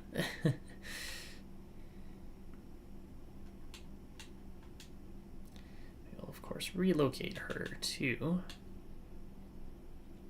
Where are we putting Wanvig again? Oh yeah, CHL, WHL, right. Right. Okay. So yes, Wanvig will be our last of the 3 here in the WHL. And yikes, we did not get far on our scouting. That's not great.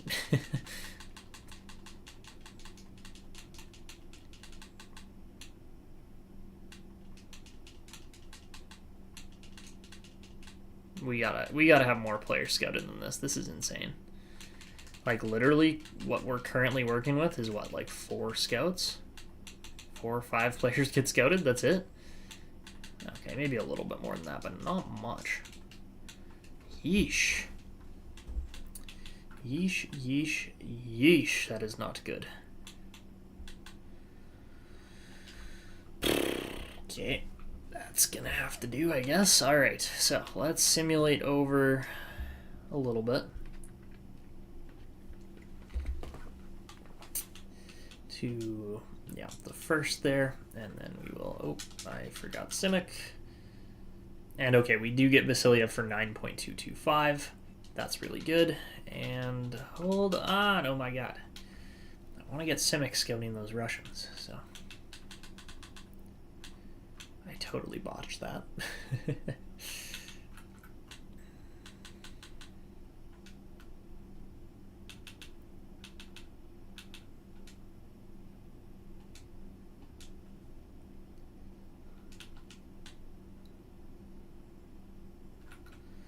Because, yeah, I think we only really got up to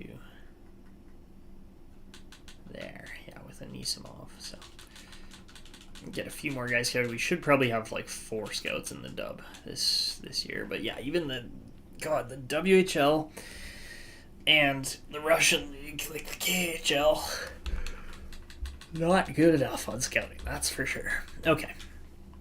So, we'll simulate up to there. Actually, let's just do it right here. Okay. We're starting the next episode properly for the edited version now. 3, 2, 1. Hey guys, how's it going? It's Etanios here. Welcome to episode number 24 of this NHL 24 Draft to Glory franchise mode here with the Newfoundland Growlers. Today, we are getting into the 2033-34 regular season simulation. Hopefully, some playoff hockey will follow that. That is the goal for this season. That is what our owner is expecting us to do. So we are going to have to try and deliver on that this year, as far as not just making the playoffs, but actually going far in the playoffs this year. So currently our team looks pretty good. We have seen a little bit more regression on the potentials as far as guys like Kari Teravainen goes, but he's still holding all of his X factors, which we can't really complain about. He still looks like a great player, just, hasn't quite found that potential like we were kind of hoping he would hold, but we have other guys like Svedberg coming in to clean up and hopefully fit into those top 6 roles here in the near future. Again, Svedberg had a great year last year, but there's still lots of room for growth and improvement in this team. Zykov has become our 3rd best defenseman now, surpassing Artyom Levshinov, who is still our captain, by the way, but I think he has been just fine.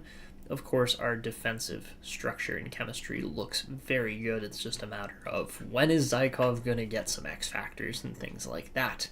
So that's where we're currently at. We're in the process of doing all this scouting, but of course we will be rolling on ahead here as the scouting dates are the only real stop up in the calendar sim, and then we continue on from there. So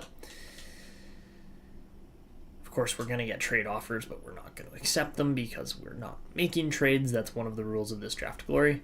And to start this thing off, let's actually just go over here quickly. Give me 2 seconds, guys. I'm just going to do a little flipperoo here on the screens. There we go. There we go. And then we'll go there. Hold on. Let's go there. Okay, so we'll go here, F11, make that full screen so you guys don't have to look at everything else. And alright, we're randomizing the draft class quality and everything for the upcoming draft year. Like, not this draft year that we're scouting for, but the one after that. We're doing this now so we don't forget.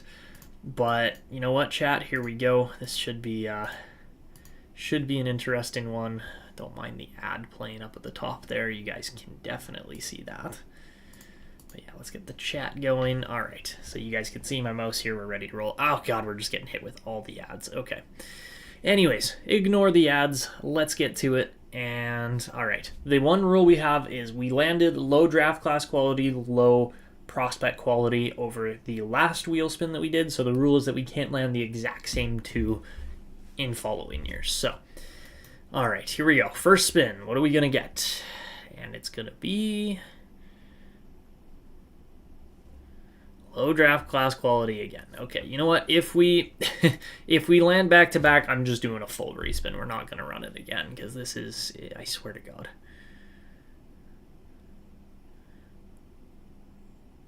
Okay, you know what? We got low draft class quality but high prospect quality.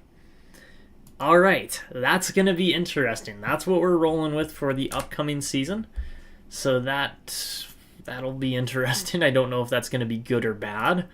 We'll have to wait and see. Obviously, what we're waiting for and hoping for there is a high result, but at the same time, if it doesn't happen, I mean, it's more than likely not going to happen, but we'll go low draft class, high prospect for the upcoming season. So let's work with that right now. Otherwise, I'm going to forget it. And, all right. Generate prospect quality. So that one's going to high. We're going to change that. I don't know if anybody was actually here to catch that and realize exactly what was going on, but that's what happened.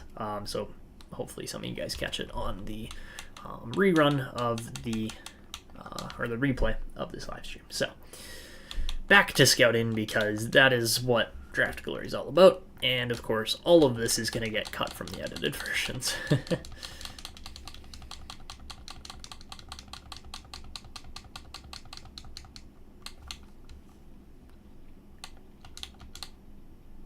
And we got up to 146, so I can't really complain.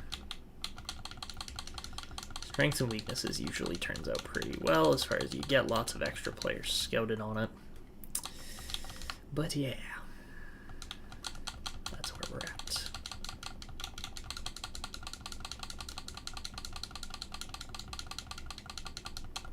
And the efficient scouts, it takes them like 2 days to do a strengths and weaknesses. It's great.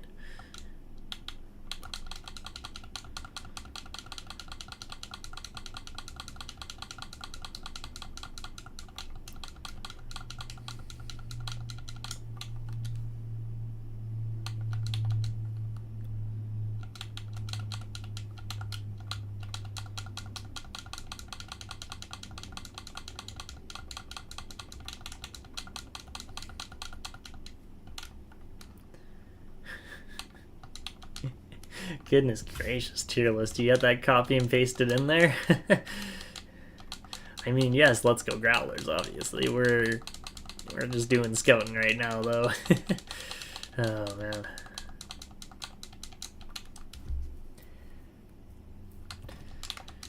What's your analytical side? I feel like have I not shown you the jerseys before tier list? I feel like I have. I mean, I'll show you them again. That's what we're gonna do here when we take a look at the team rating, but yeah.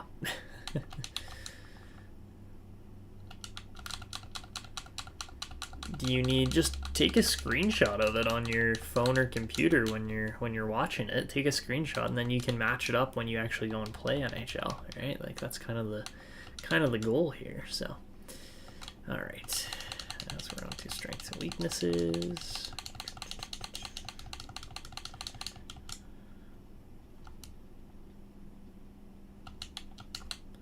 Like, we really don't need 2 USA scouts. I think that's probably where I'm wrong with my setup currently. I'm just wondering, do any of our USA scouts actually... We could put Edler in a different league. It probably wouldn't work all that well, but you never know. I am just wondering, is there a way we can kind of fudge our way through this? Probably not. Because, yeah, the WHL really needs those extra scouts right now, and I just don't think we're going to get it. So we'll probably miss a whole bunch of decent WHL players this year, knowing our luck, and that might come back to haunt us. I mean, it might not, obviously. It's low this year on the draft, so it's probably not going to be great. But, yeah.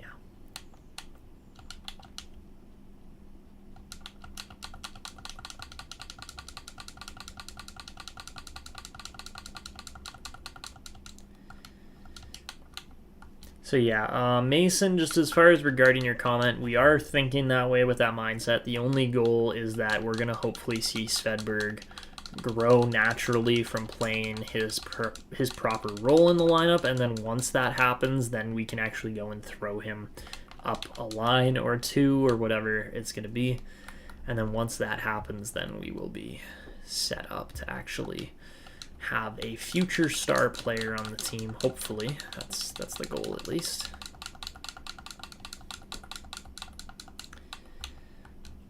I would just really love it if we somehow managed to find like a low elite sniper that we could turn into like a top 2 center eventually. That would be something crazy. I don't think that's going to happen, but you never know.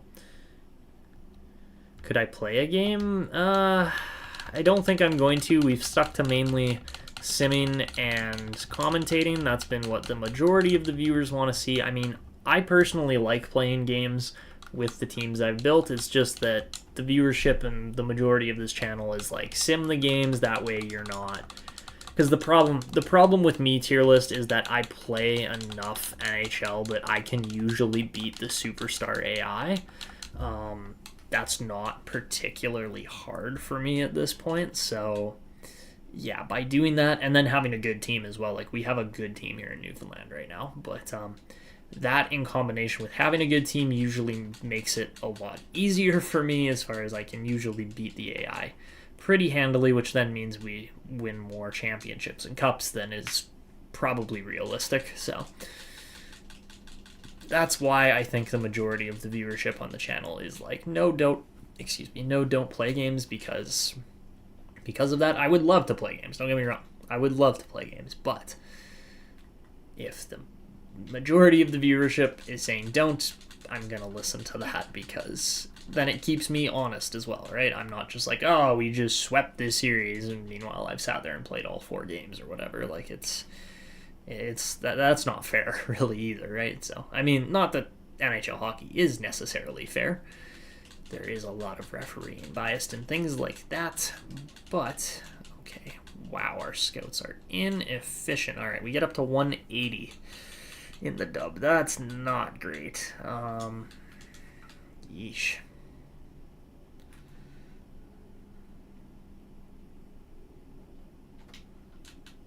Meanwhile, our OHL scouts are just absolutely cruising over here.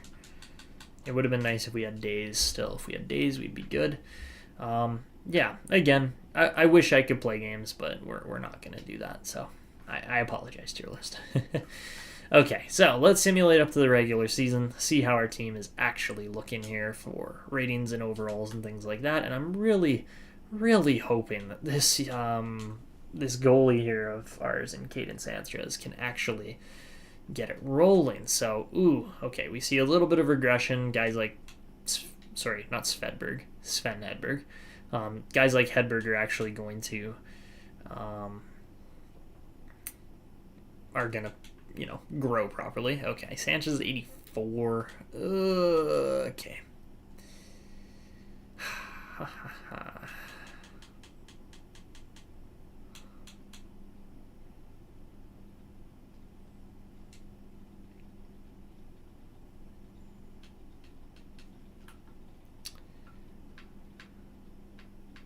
Oh man, DuPont lost his presence ability. That sucks. Okay, and Sanchez is apparently just... Okay, well, he's going to fall to starter. I just have that feeling. that he's going to fall to a starting potential, which is not bad, but also not very good. Svitov's a power forward. Ooh, that's interesting. Is that a Gerby? That is a Gerby.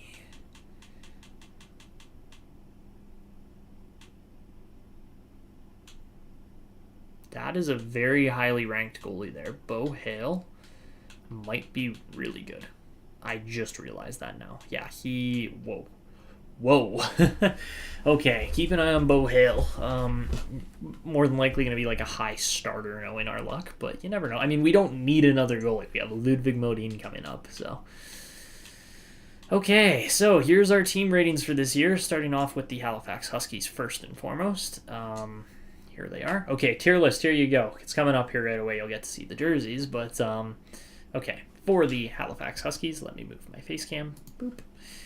We have got 68 offense, 61 defense, and 80 goaltending. So definitely the best goaltending we've probably ever seen on a Halifax team. But at the same time, there is an actual team in front of them there. It's just they're all high potential and lower overall, which makes them look really bad, and they're not. So... Versus, here is the Newfoundland Growlers team this year. I'm just going to keep my face cam off here for a moment because, yeah, of course, we're going to be on that side. So, here is our team. Oh my goodness, our best players are actually quite a bit higher rated than Toronto's at that point. I guess Austin Matthews is getting old. So, here's the jerseys. This is exactly how they look. The only thing you probably can't really get off of there is the number. But even then, you can kind of choose your own number. It doesn't have to be perfectly exact. But yeah, those are the 3 jerseys. I think they look very nice. I did spend quite a bit of time and effort on those. And yeah, they turned out very, very sleek, very sexy. But, sorry, how would Jim Carrey say it? Very sexy. But, 95 offense, 94 defense, and 83 goaltending is your Growlers ratings this year. Of course, I wish we had better goaltending, But that is on its way as well. Just give Modine a little bit more time. I get the feeling he's going to be like 84, 85 overall by the start of next year. And that's going to be fun. So, let's get into the calendar sim here. Let me turn my face cam back on so I'm back here with you guys. There we go. Hello again, everybody. But, yeah, that is where we're at. So, let's get to the calendar sim. This should be a good year, and let's see how the start goes this year. I have that feeling that it might not be a good start this year. So, here we go. Starting things off, Johan Magnussen apparently was injured, but we start off with 2 wins, make it 3 wins. And continuing on, all right, we take our first loss as an OT loss, but then we win one more, lose another in the shootout, and then we finally take a regulation loss. But overall, we are winning the majority of our games, 7-1-2 to start off the year. Pretty solid overall. I like to see that the Sabres aren't in there because they were a team we had to play last year in the playoffs, and we barely beat them. Overall, though, we are on top of the league. To be fair, we've played 10 games to most teams, 8 or 9, but a very solid starting month there in October. So, great start for the Growlers. How's the chat going? You're laughing at me, yeah. Yeah, honestly, fair enough, though. Okay, so we'll simulate up to November 12th. That's the next scout date, and November is usually a rough month for us. It looks like it's going to go that way. All right, we're 2-2 so far. Make it 2-2-1, and then 3-2-1. All right, so overall, we are doing just fine. We are second place in the league currently, and our best player is Ethan Belchetz with 13 goals and 3 assists in 16 games. Belchetz has just been good. There's no other way for me to put it. He has just simply been good. All the time. And yeah, with that high elite status, I'm really hoping he could hit a franchise potential, but we'll have to wait and see. As far as growth goes so far, nothing really crazy going on there, but, we'll have to wait and see. Give it a little bit more time.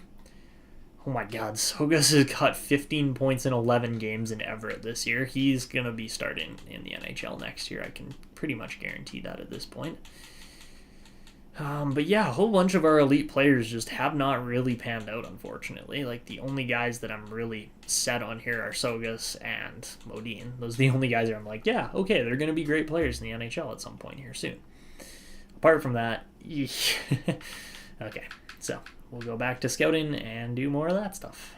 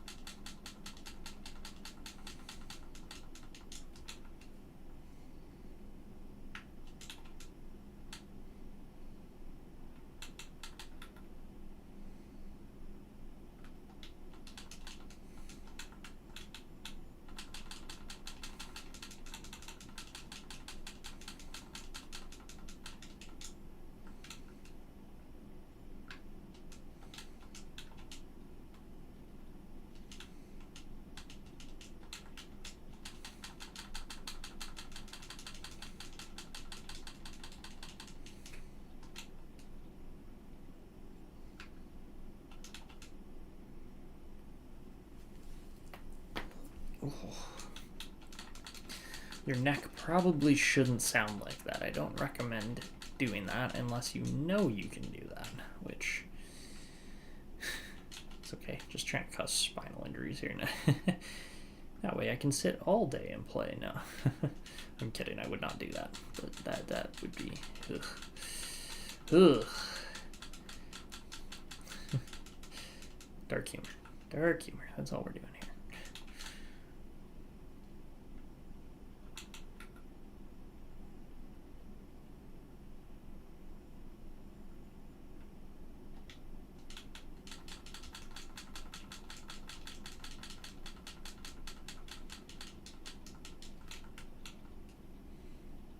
Hey, there we go. Peaceful's back. All right.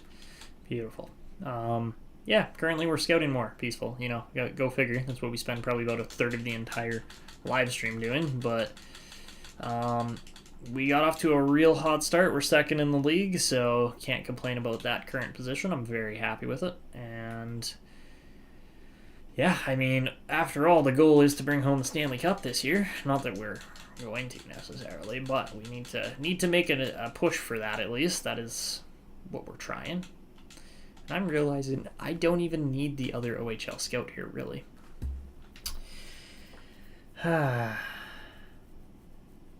Exactly. Third last stop.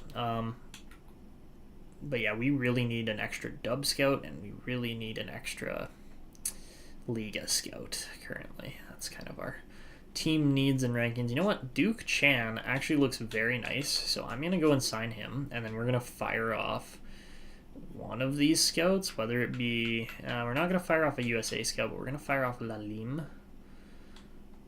Or Lalime. Oh, actually, you know what? I didn't even need to necessarily, because we hired Duke Chan, who's a C- anyways. Okay, you know what? Screw it. We won't fire Lalim. We'll just relocate them to the dub. Reason being is there's a ton of WHL prospects this year, like way more than I've maybe ever seen. There's what, like 150 of them, and they're all ranked somewhere within the range of being good too. So yeah, we definitely need as many scouts as possible in here this year, because as you can see, I'm hardly making it up to the right date with like 10 prospects scouted. Yeah, 4 scouts in the dub. Yeah, exactly. It's crazy. It's crazy. I don't think I've ever seen this many top end, like all players within the top 200, top 250 in the WHL in one season. Like, it's crazy. Like, look at, we're only at 100. We're only at pick 106 with 2 A+ C-rated scouts in. Like, that's crazy. Like, yeah, that's actually it though, Peaceful. Like, all of the scouts are in the dub this year. I've got nothing else to say about it. It's just like, yeah, that's where they're at. Let's not do a character assessment because we don't need to do that.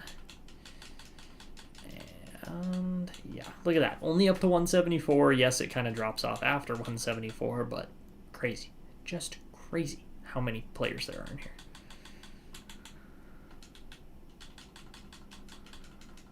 Actually, hold on. Was Dowd being scouted already? No, he was not. Okay.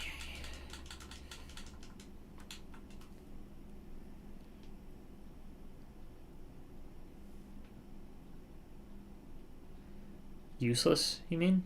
Unless? Yeah, it is useless. Yeah, it literally does not affect anything. Like, yes, sometimes it can help if you're playing a really morale-heavy kind of save, but, like, I don't think anybody really does that. If you do, what are you doing? Like, honestly. Okay, so yeah, we're currently 10-3-3 to start the season. But yes, character assessment, useless. Don't do it. Do double potential comparison instead, and you won't regret it. But, all right, let's sim up to the end of that month. Okay, so yeah, obviously we didn't have the budget to sign Duke Chan, but that's fine. And, all right, Cody Sweat got injured. Apparently he was out of the lineup. I didn't even realize that. Okay. And Svedberg is now 85 rated. Okay. He's got 9 points in 18 games, so that's solid. Not quite as good as his pace last year. He's on pace for 41 points this year. How's Healy looking, though? He's only got 13. We're going to make that switch. We're going to make that switch. I know he's 3 overall off, but we're going to see how the all-playmaker line does, if it improves, if it gets better, if it gets worse. And I mean, hey, 13 points and 14 points for those two guys is not bad. I mean, I guess that is 14 points for Healy too. Let's keep that just for a little longer, but we'll see if Hedberg continues to struggle. I keep saying Svedberg instead of Hedberg. It's Sven Hedberg. If Hedberg continues to struggle, then we will make changes. But yeah, currently we're in a great spot. And the calendar's just botched itself again. All right, cool. Okay, so yeah, we won and lost one each since the last scouting date. Now we're 3-1, 4-1. It'll be a good year for rookies in spite of our low. Oh my god. Oh my god. Okay, the other thing you missed, Peaceful, is for the upcoming year we have a low draft quality, high prospect quality. So that was the switch from last year. So that is something we've changed here as well. So we'll have to wait and see how that goes. But I can't believe it's saying it's going to be a good year. That's hilarious. All right, we're into November. No, December. Yeah, we're into December. Okay, so we sim the whole month of December. We got to do that. And currently, I believe we're still sitting top of our division. Yes, by quite a ways, too. We are far and away the best team in the Atlantic Division right now. So, we're cruising. We are cruising here. Let's go. That was a 5-game win streak. That's pretty solid. Now we're on a 3-game losing streak. Go figure. Oh, man. Oh, well. You win some, you lose some. And we won that one. Okay, so we're 25-9-4 overall. Yeah, it'll be a great year for dub rookies. Exactly.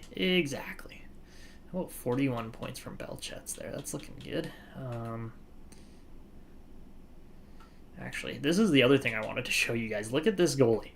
Bo Hale is going to be a early second-round goalie, which is about as high as we see goalies go at this point. There's a grinder in the top 3. That's something new. And let's see, there's a sniper there in Isaiah Moore. But yeah, we're looking for like that kind of second-round sniper center that could potentially be really good. Maybe a Nathaniel Crawford. Yeah, no, it doesn't look like. I always like to take a look at the ratings here and just kind of predict who's going to be good. Like Andy Brennan probably is going to be good, but we'll have to wait and see.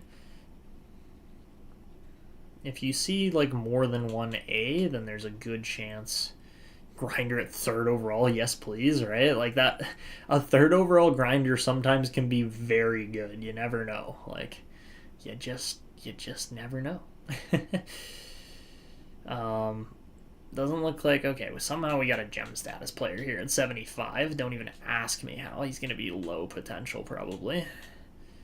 But yeah, I'm looking for any of the, like, A-ish rated guys, and it doesn't look like there's really all that many, so it is what it is,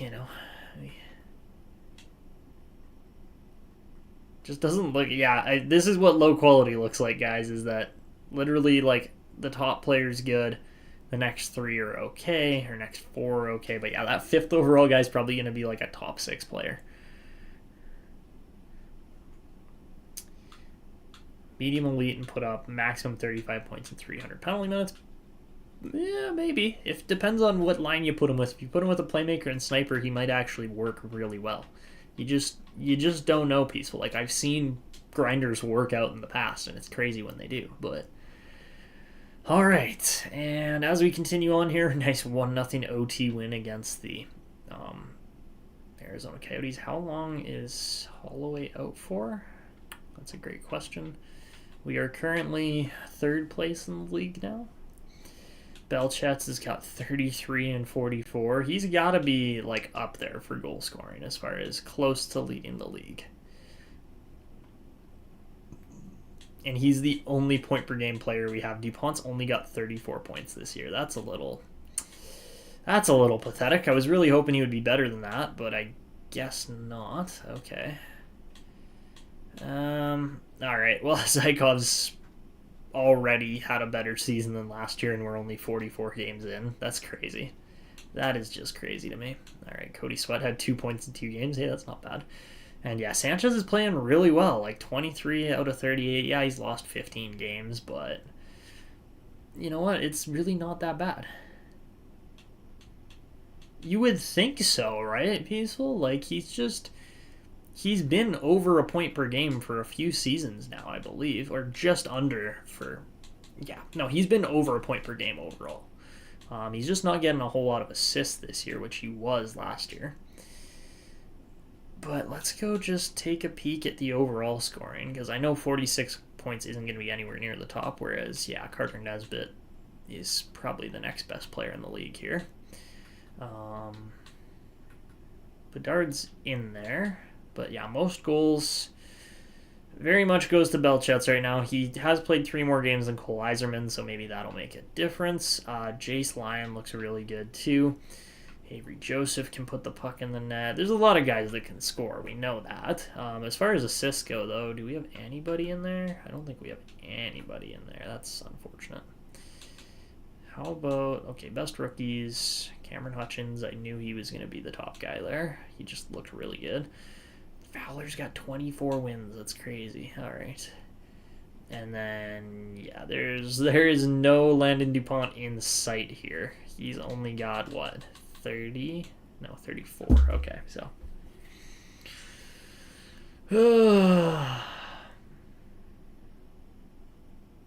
Yeah, Belchet should be high franchise. It's just we picked him 5th overall, so the game's like, you can't have a franchise player. You already got one. Even though technically we had 2. Well, technically we had 3.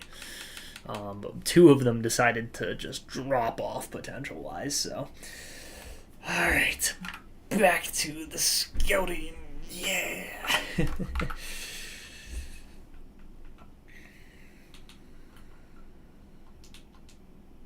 Exactly. If we don't get screwed in the lottery, we get screwed with the prospect development. That's, sounds about right. I'm so interested to see how this draft class actually turns out this year. Like, it is going to be such a random class, I don't even know what to expect because it's low.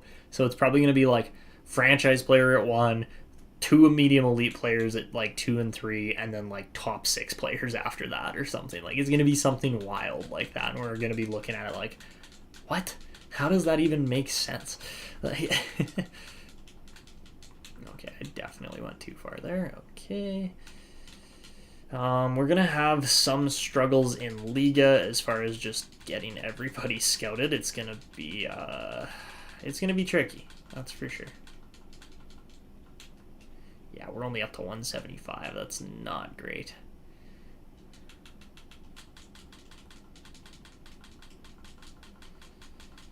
Okay.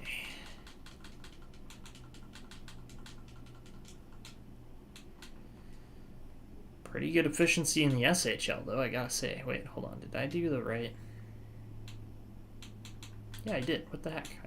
Okay. I thought I did the wrong one for some reason. Oh, well. Yeah, this guy, though. Matthias. Matthias Chernak is going to be a grinder. Like, that's crazy. I haven't seen a grinder in that kind of range in a while, so.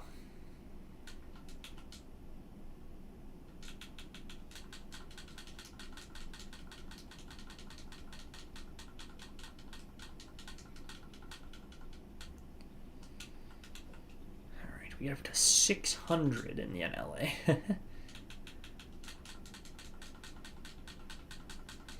It's sure looking like it, isn't it? Like, of course, I mean, the Oilers have won a cup already in the save. I think the Jets have also won a cup already. So he's like, that's enough. Actually, at this point, we're in 2034. Bettman would be like 90 years old as the commissioner. So I get the feeling we'd probably be on to a new commissioner at this point. But even still, like, yeah, exactly. He's definitely gone at this point. But he might have even actually passed away at this point as far as 2034 goes, but yeah, no, Bettman's old already. He's like 72 or something, isn't he? Like, he's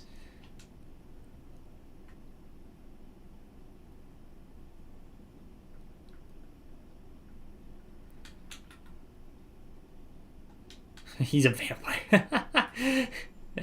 I mean, kind of seems like it at times, doesn't it? I'd like to thank everybody here in the NHL draft. Like, God, he's just so annoying. Like,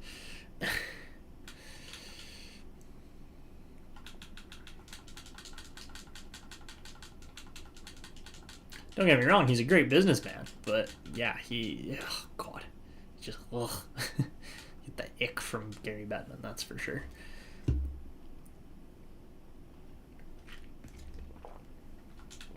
Absolutely working away on a Starbucks Frappuccino there. Way too much sugar, but I needed it this morning. I got up early to drive my girlfriend to work, and then I got home and immediately got a call from my brother being like, hey, can you drive me to work? I was like, yeah, I can. Fortunately, he works like 5 minutes away from where I am, so really not that bad. But that was my morning, so. It's literally peaceful. That's one of my favorite things, yeah. And I guess, yeah, Real Divinity also said that. Yeah, exactly. And it was so funny when it was like in Montreal too, and they literally won the first overall pick to get Slavkovsky and everything. And like, I don't think I've heard him get booed as aggressively as he did there. It was just so funny to watch. I'm like, damn, Montreal, okay, you guys really hate him. Like, it's not just you kind of hate him, you guys really hate him. But yeah, that was funny for sure. I had a good laugh at that.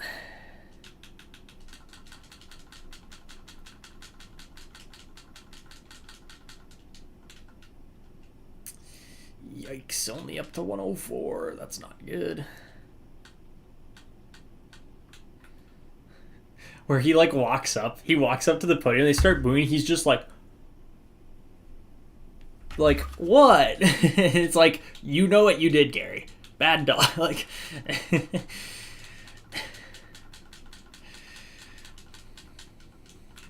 the Bettman slander on this channel is hilarious. It's actually great. I love it. I love the Bettman slander. All right, 4 scouts later in the WHL.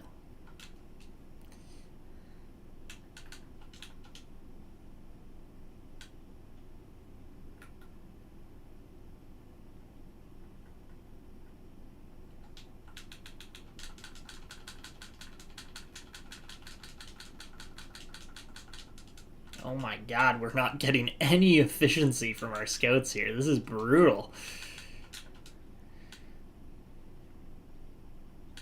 Like, I'm literally at 103.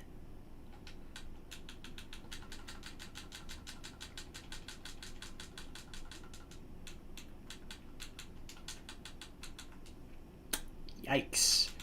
Yikes. So many players to scout, and such inefficient scouts to scout them with. Actually, it's really not that bad. We definitely made it, but yeah, with 4 scouts in the dub, that's the only way we get it done. That's crazy. That's crazy how many WHL players there are. Okay. Alright, so we're back to the calendar sim. We are currently 3rd place, I believe. Maybe 4th? Probably 3rd. We're 4th, tied with Vegas, but Vegas has also got a few more wins than us. So yeah, we're right there. Do I want to win the President's Trophy? Not necessarily. I don't really feel a big need to finish first in the league. Like, first in our division, that seems pretty doable. But, you know what? I'm at the point now where I've done enough scouting and everything, and our team's played well enough that I'm ready to save. So we're going to save there. But we should get Weston Holloway back pretty quickly. Yeah, I'm trying, Merrick. I'm trying. We just have the problem is it also comes down to each of the coaches' specialties too. Like, if you look at our staff, our forwards should be developing the best out of everybody, but maybe not. Like, we have defensive coaches there, but yeah, like Corso's got A+ teaching as an A- forward scout, and our forwards just don't develop. Like, it's great. B- on Barrett probably isn't amazing, so maybe we actually fire him off. That might not be a horrible idea. It seems to me Seems to me like nobody really likes Barrett all that much. Like Houston and Zykov are kind of the only guys that are really getting a lot out of him. So yeah, that'll probably be an off-season move that will fire Barrett. But hold on, guys, I gotta take a phone call here. Just give me a moment.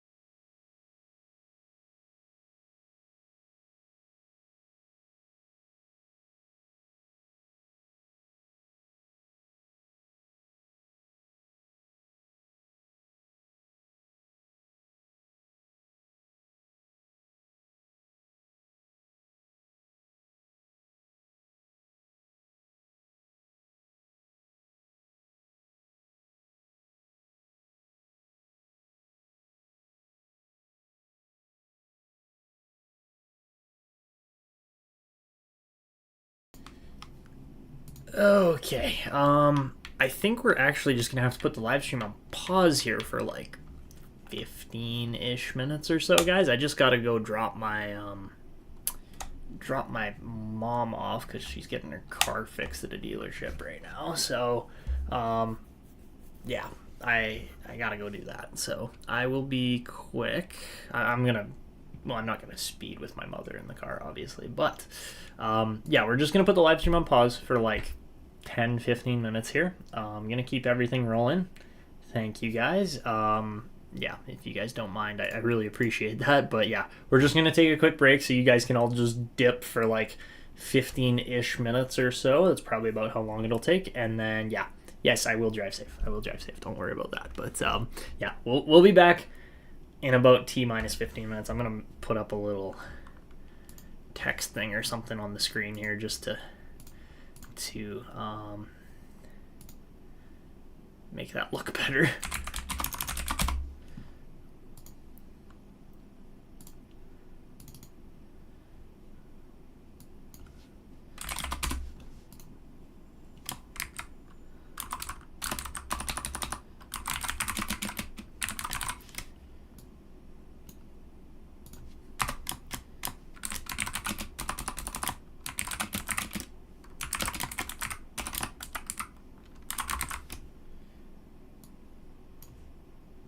Boop. Taking a break, back in 15 minutes. Perfect. Okay,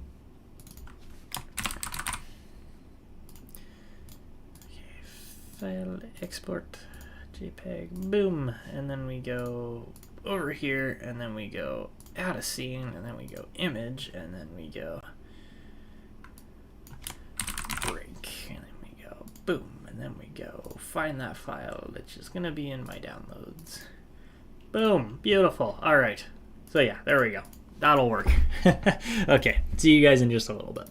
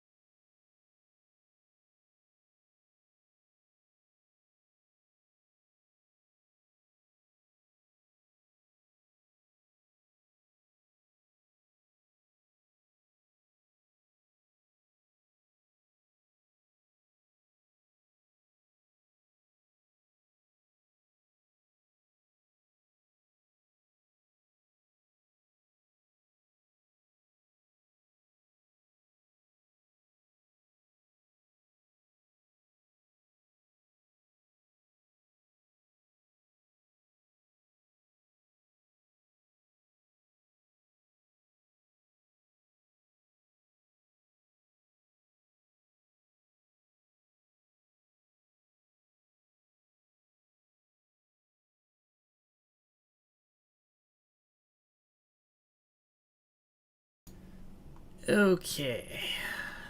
Here we go. We are back. I should close the door. Should probably take off my jacket as well. But, oh, we're back. Took long enough. I apologize, guys. But, yeah, that's family issues sometimes. You just gotta deal with them then and there. So, that's what we did. Okay. Where are we at? 44 games in. Currently 4th place. We're rolling. What's good? Well, it's raining outside, so not that. But our Growlers record is good. That's what we're gonna go with. Our Growlers record is good.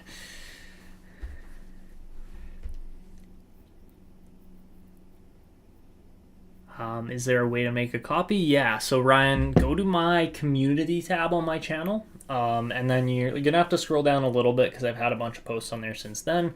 Probably about a month back, I would say right at the beginning of May, somewhere in that range, is when I started this series, and that's when I uploaded the that folder, that file. You're gonna need Google Drive, obviously, and then once you have that, then it should work out. So, all right, that was probably probably closer to half an hour, honestly, but yeah, no, do that, Ryan. That should work for you. Okay, so now that we are, I believe we're done scouting, correct? No? Yes, I just need to make sure before we advance on here anymore. Yeah. Yes, we are done all of our scouting for now. Perfect. Okay. So, let's continue on with the sim. We're going to try to get rolling here. Should be good. And we'll simulate up to the end of the month. And now we just get to go straight to the end of the season, which is the best part, is that we are rocking and rolling here at this point. So it's really just going to come down to how high up in the standings can we actually finish. So all right, starting things off after that mark. We're 1 and 2, so not great, but we'll have to wait. Let's see.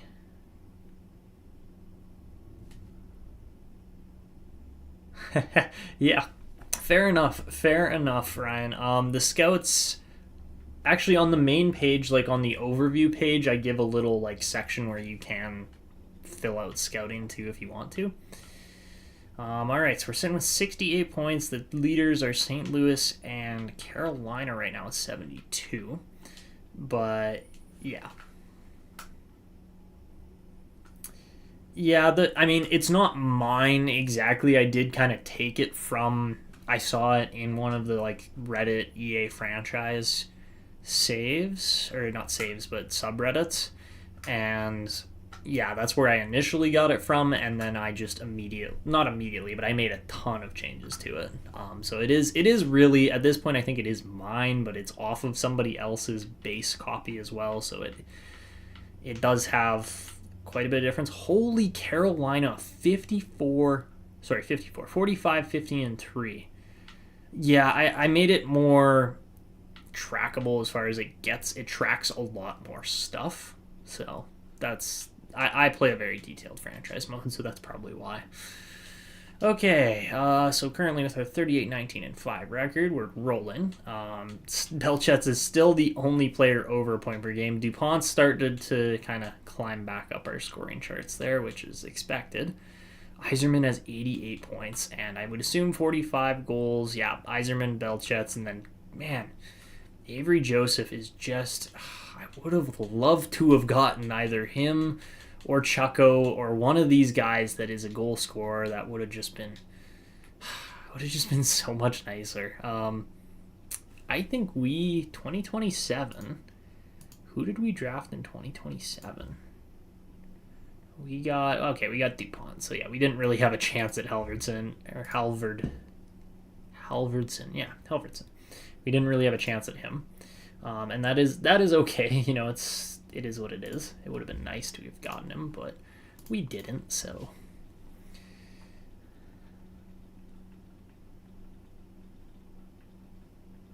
Yeah, exactly. All right. Okay, so yeah, I mean, Chucko would have been so nice as well. I wish we had a 91 rated elite sniper. But hey, Nesbitt looks really good too. I mean, Yzerman's obviously well, not obviously the best player in the league, but he's been consistently one of the best players in the league.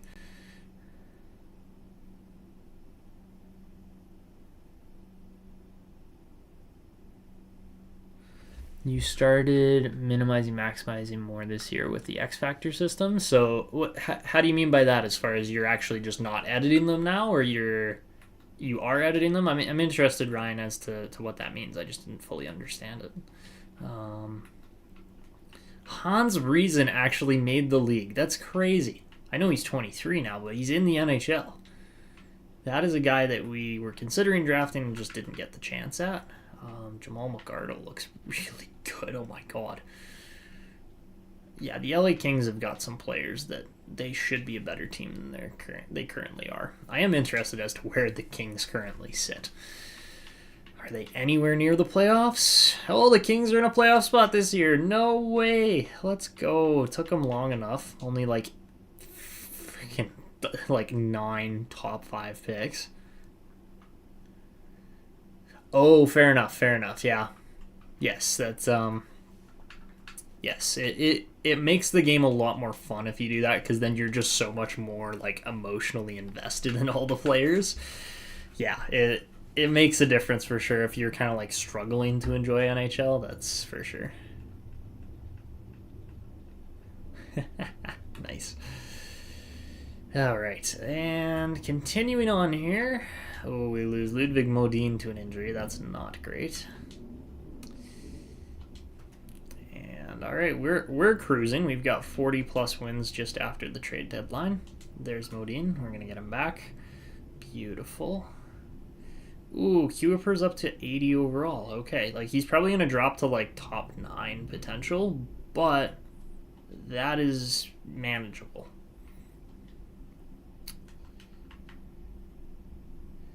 I told you, Modin's going to be really good. He's got that high elite potential. Not too many goalies have high elite potential. And yeah, we got him 35th overall. So of course he's going to get good over time.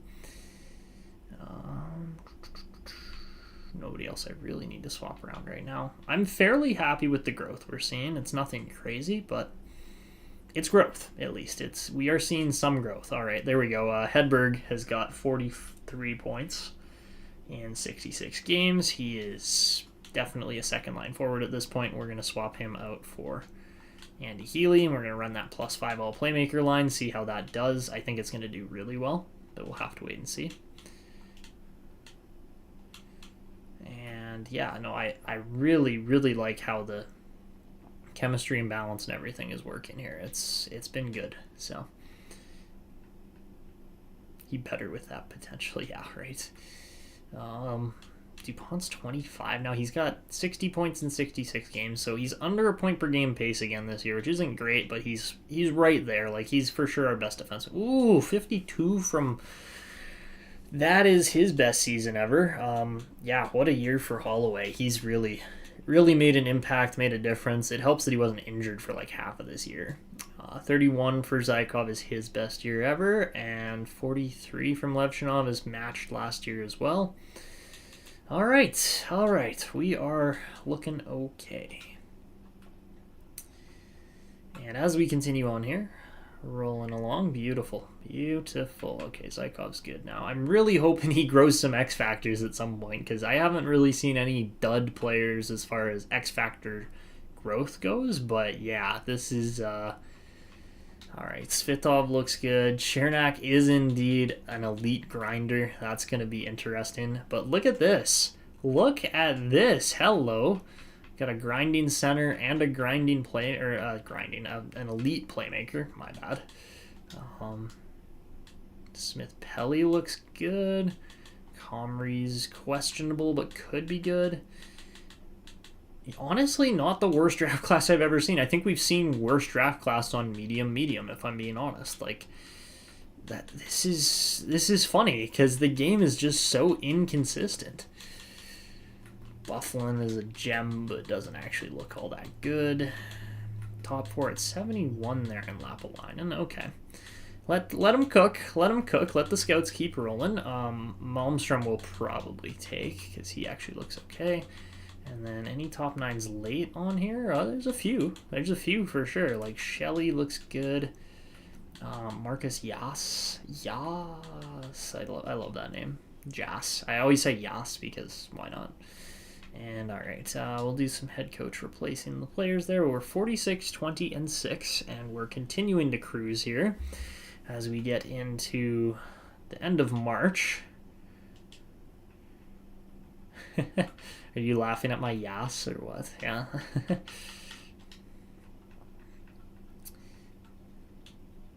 And Belchi's got 84 points. Let's go. He's cruising. He is cruising. He's got 5 more games. I doubt he gets 12 points in 5 games. Or does he need 12? No, he needs 16. I doubt he's getting 16 points in 5 games to break 100, but you never know. You never know. Also, how do... Just entering their emo phase.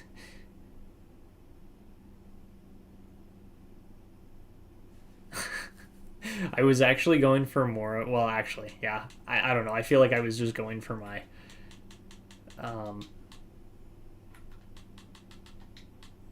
don't even know exactly what I'm trying to say here. Like my feminine man voice. Yeah.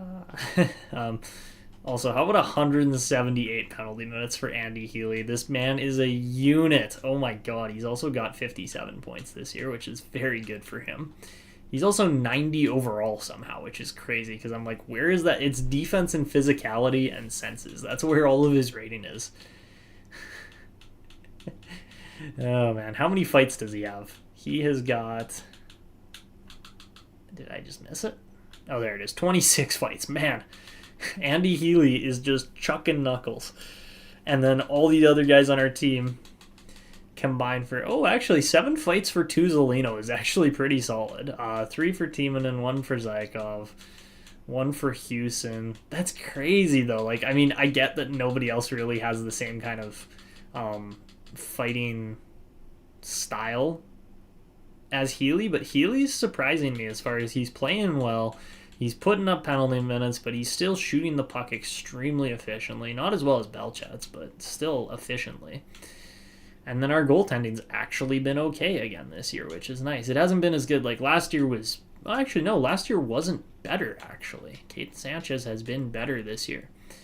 Meanwhile, Delmore has been worse, but not really that much worse.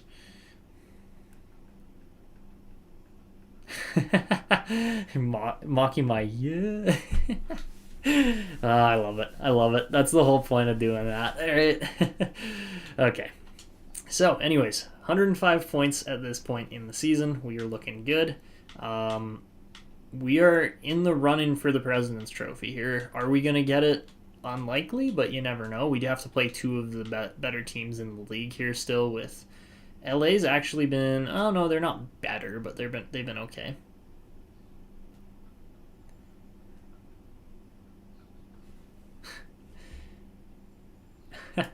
Don't worry, Peaceful. Just focus on yourself, and then if you love yourself, then you'll be able to love other people, right? That's how I look at it, at least. Anyways, giving out dating life advice here, but all right, we lose Timonen to an injury, not great, but then we lose one, win one. We lose Pat Archer to a concussion. We're going into the playoffs injured. This is great.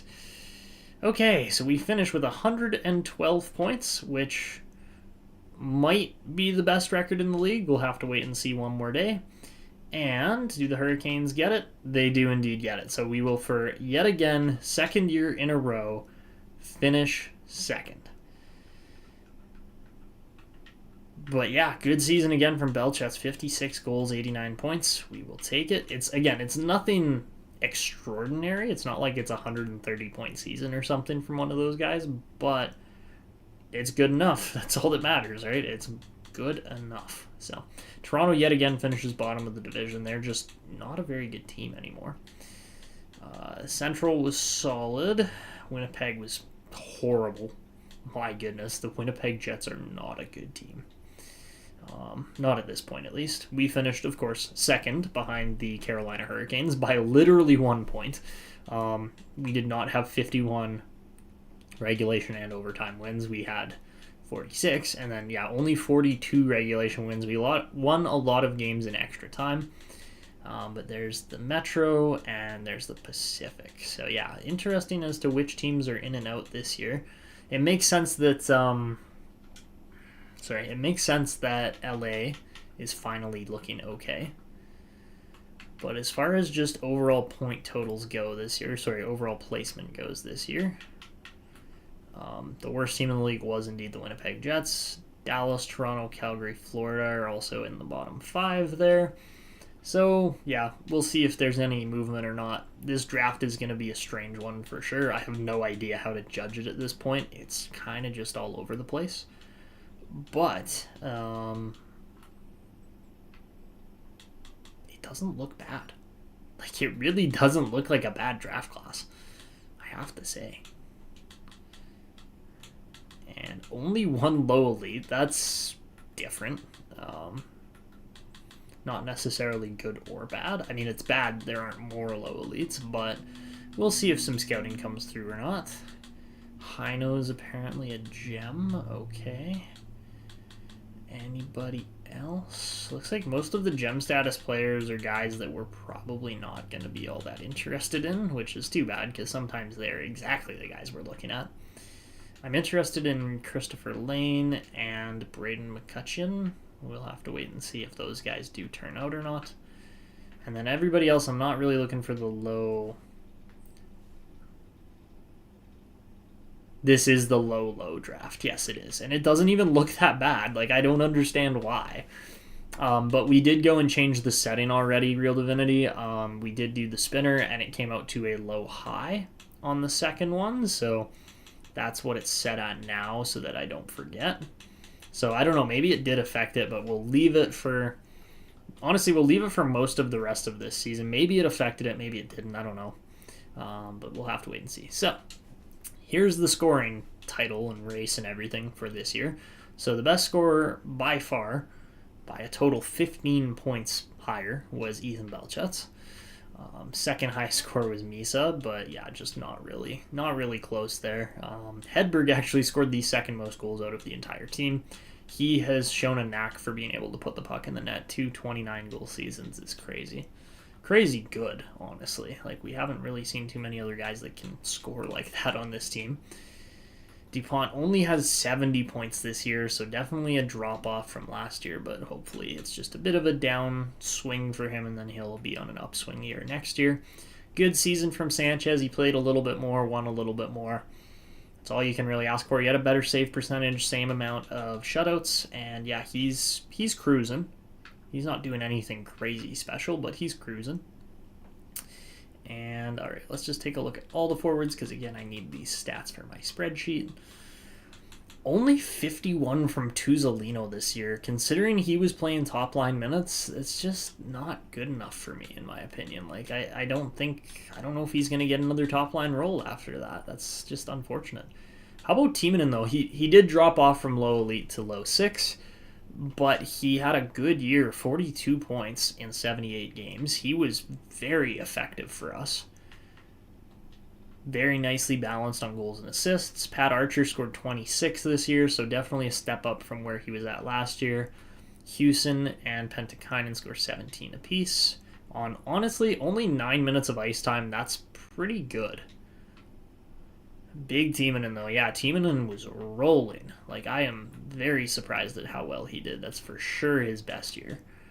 Like, not even remotely close. He's been, like it was 5 points better than his second best season there. So, and he played less games. So, very good year overall there from our depth. For our defense, Holloway actually tied DuPont in stats with 3 less games played. So, Weston Holloway is technically our best defenseman this year. That's crazy.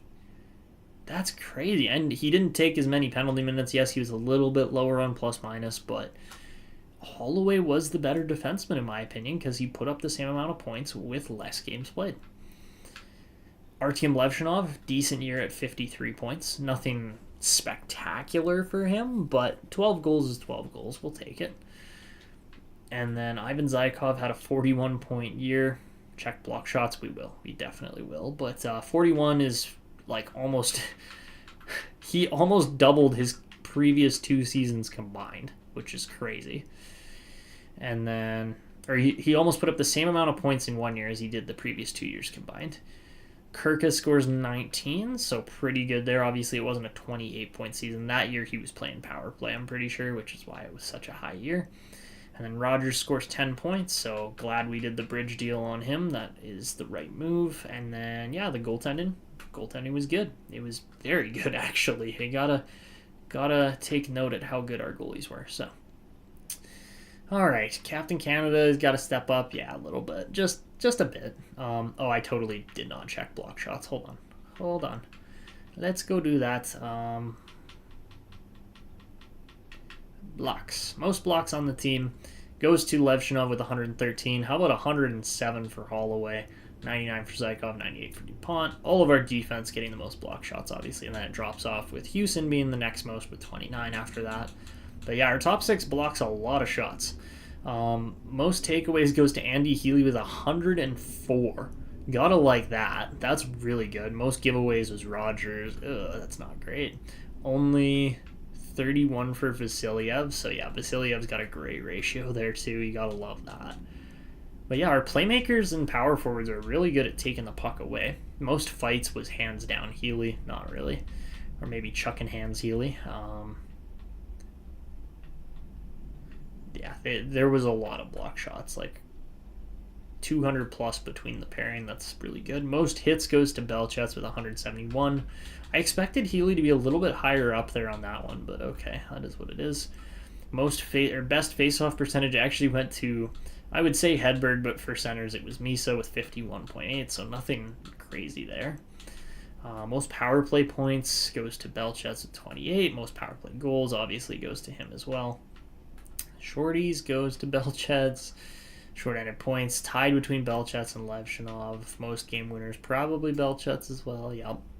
Highest shooting percentage, we're going to say Belchets. Even though actually teaming in at 18% is crazy. He just didn't shoot the puck a whole lot, but 18 goals on just 100 shots is also crazy.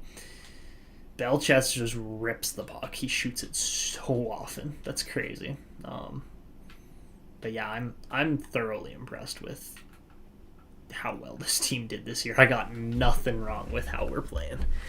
So yeah, that's the Newfoundland Growlers for this year. Hell of a season from them. And then this year, the biggest scorer was Cole Eiserman with 57. So I think he's not even going to win the Rocket. It's going to go to Joey Evans in Montreal. But yeah, Evans gets 59, Joseph 58, Eiserman 57, Belchets 56, and then there's a bit of a drop-off from there. But yeah, very high goal scoring, very tight goal scoring race there too, all 1 goal apart for each of those guys. Luke Hughes puts up 89 assists for a 97-point season. Teravainen's great for Belchets. He didn't actually play with him this year, which is crazy because we had Belchets playing on the top line with Misa, so maybe the stats would have been a little bit different, but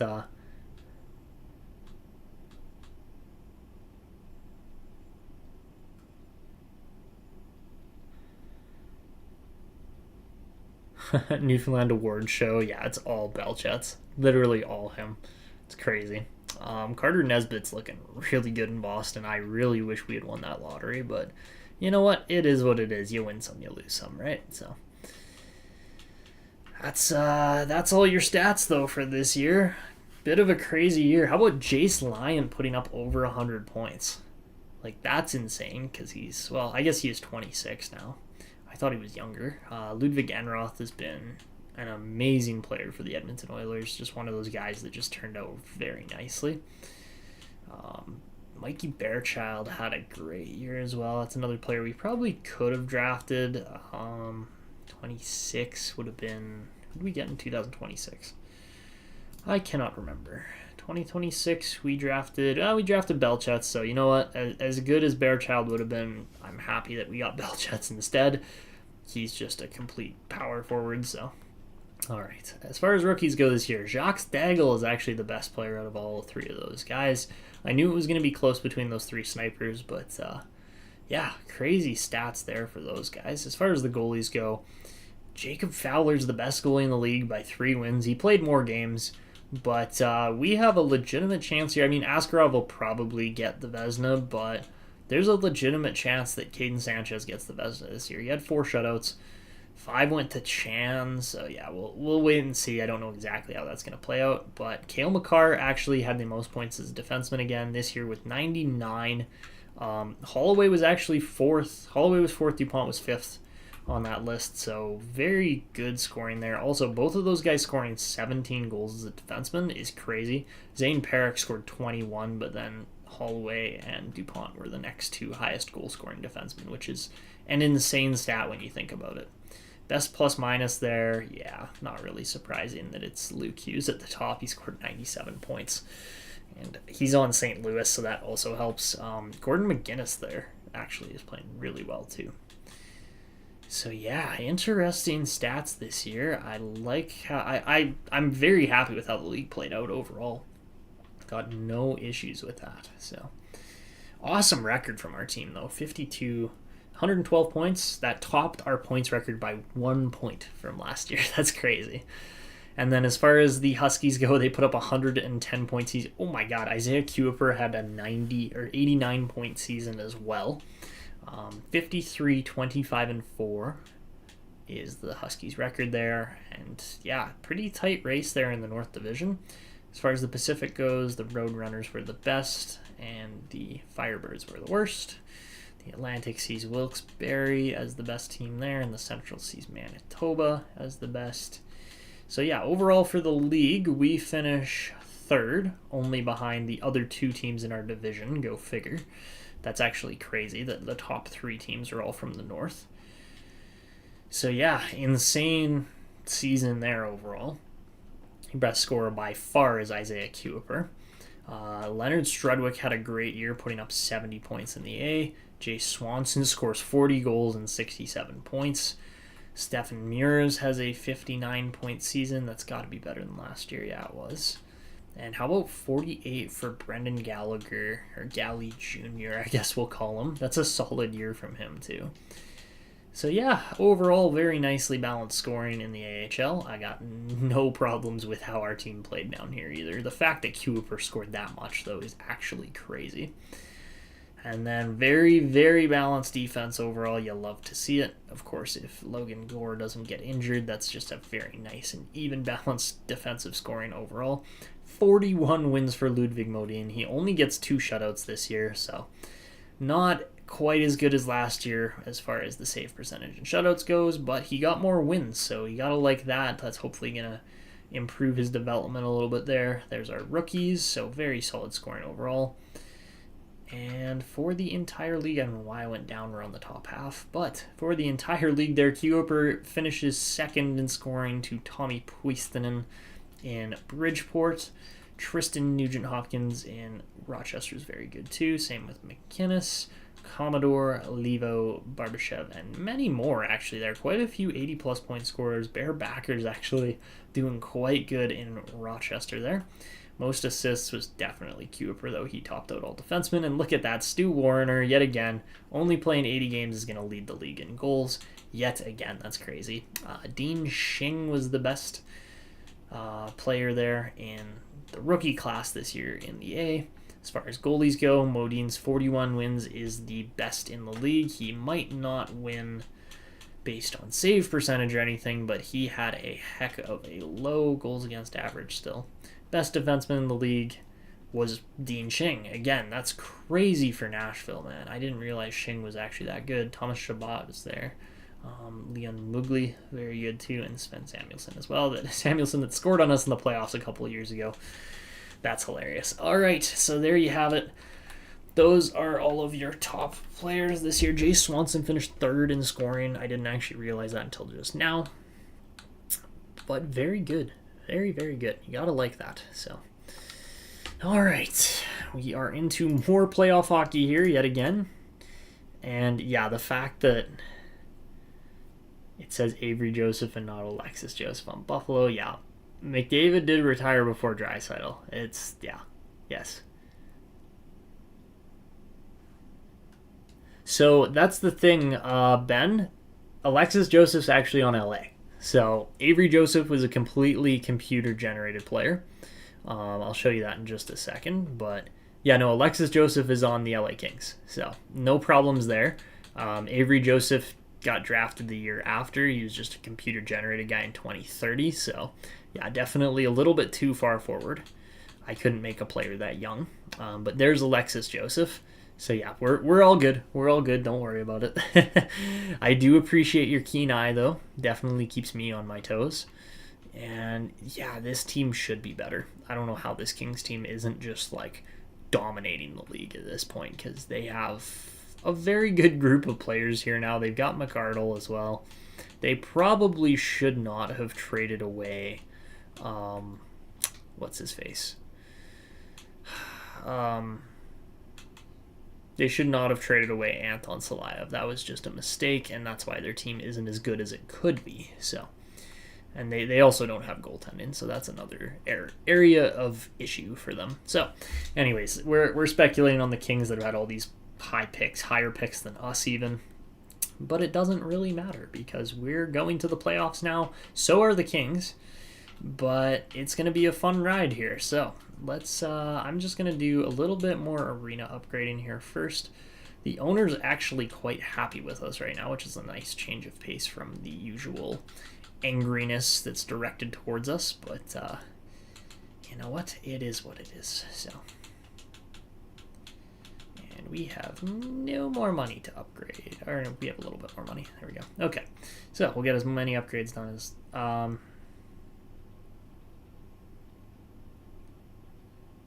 I think they traded him.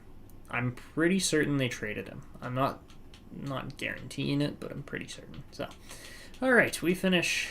Yeah,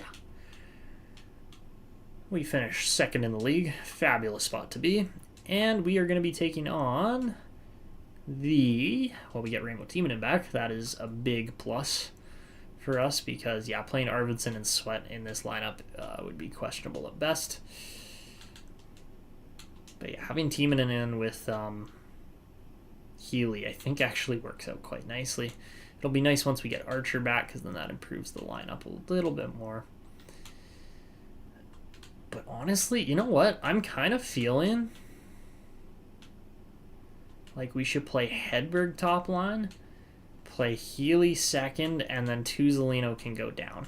I think that's fair based on the seasonal performances. Because Hedberg was an absolute beast in the playoffs last year for us. Maybe we try... No, that doesn't quite work.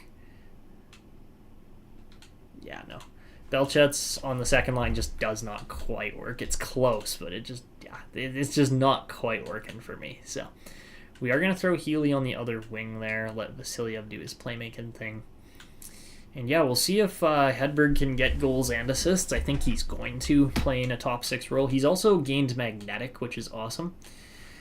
Zykov still has no X factors. I don't even understand that. That is one of the few baffling things to me. Yeah, I think they traded him to like Edmonton, if I'm not mistaken. Okay, so we're gonna get the Wings first round, but I'm pretty sure Salayev went to Edmonton. I might be wrong, but let's see. I am wrong indeed. Okay, well, let's go look up Anton Salayev because I'm interested now. We're going to hunt him down because, yeah, I don't know exactly what happened with him, but we'll see. I think if we just search Scylla, it should come up. He's in Chicago. Okay. Well, it doesn't give us a contract. Oh my god. Okay, that's probably why. It doesn't give us a contract history. He's only 89 rated, but that's crazy. Yeah, you're probably right, Peaceful, but 14 million for Vasilyev. That's insane. Okay, you know what? We're going to do this because I'm just interested. Who are the highest paid players in the league at this point? There's got to be some guys that are just way up there. Zamula doesn't count, so Bouchard's the highest paid guy at 16.4 million. Hughes, Smith, Makar, Silayev, Fox, Velarde, and Hughes are the next guys. The defensive contracts are silly. I agree. They're insane. Like, you look at defense versus forwards, like the highest the three highest paid defensemen, as far as Bouchard, Hughes, and Makar go, are all 14 plus million. You go forwards, and the highest paid guy is 14 million. Like, it's also Ovechkin, Oleg Ovechkin. Ooh, 8th overall pick. That's a heck of a pick for the Canucks. I'm realizing now how good he actually is. Let's look at goalies though too. I'm interested there. Casa gets paid 10.9 million. Oh my god. That's ridiculous. The best goalie in the league is Wolf at 87. What? That's insane. I'm sitting here expecting like 90 plus rated goalies, and 84 is actually one of the best in the league. Wow. If we go over to potential, Ludwig Modin has the highest potential out of any goalie across all teams. Okay. Yeah, you should be. You should be there, Peaceful. That's crazy. All right. So, we will be taking on the Detroit Red Wings in round 1. It's Cleveland Monsters down in the system there, but we'll see how that goes. Let's take a peek at these Motor City Red Wings, and they are going to be okay. There's nothing overly crazy or special about this lineup, but it's good. How about Maxime Massé with all of the X factors at 28? He looks good. As far as defense goes, oh my lord. Okay, well, I figured out where all Detroit's money went. I didn't realize Quinn Hughes was on the Red Wings. That's insane. My god, that Mo Seider contract looks like a steal right about now. Honestly, this is probably the best defensive core we might ever face in the playoffs. It's very similar to ours overall with the build and style and setup. We just have better goaltending and better forwards, so I think we'll be okay, but honestly, who knows? It's the playoffs, so yeah, that is a steal compared to that. So, all right, we take on the Detroit Red Wings. We are going to go game by game here because, again, it's the playoffs. But we're going to go fairly quickly game by game. So, game 1, first period, 1-0 Detroit. Massé scores, tied on shots. Second period, 1-1 as DuPont puts one in the back of the net. And we're just going to sim it. We're not going to slow sim through it, as even though it is a 1-1 tie. And third period, we lose the game 3-2. Belchet's open the scoring, but then Honzik and Glass get goals 6 minutes apart. That one hurts. We probably should have won that game. We were up, so yeah, that kind of stings. But 2 points for DuPont. Not a great start there, unfortunately. Ooh, we lose Gallagher to an injury too, but we won game 1 down in the minors at least. All right. Again, it's a best of 5 in the minors, so that's even tougher. But game 2, we start off tied 1-1 as Kirka opens the scoring and Sandy Pellikka ties it up. Second period, oh my lord. Really? Really, Detroit? You're just going to net like 5 pucks on my goalie, eh? That's cool. All right. Oh my god. And a goaltending change is in order. 8 goals against? Are you serious? Oh. Yeah. Goaltending change is in order. And now I'm turning off auto-rotate on the goalies. For the playoffs, at least. But, Jesus. Yeah, that might happen. That genuinely might. If Delmore gets blown out by the Wings, too, that's going to happen. Simple as that. We're going to do it now, just for good luck. Just for good luck, because why not? Wrong guy.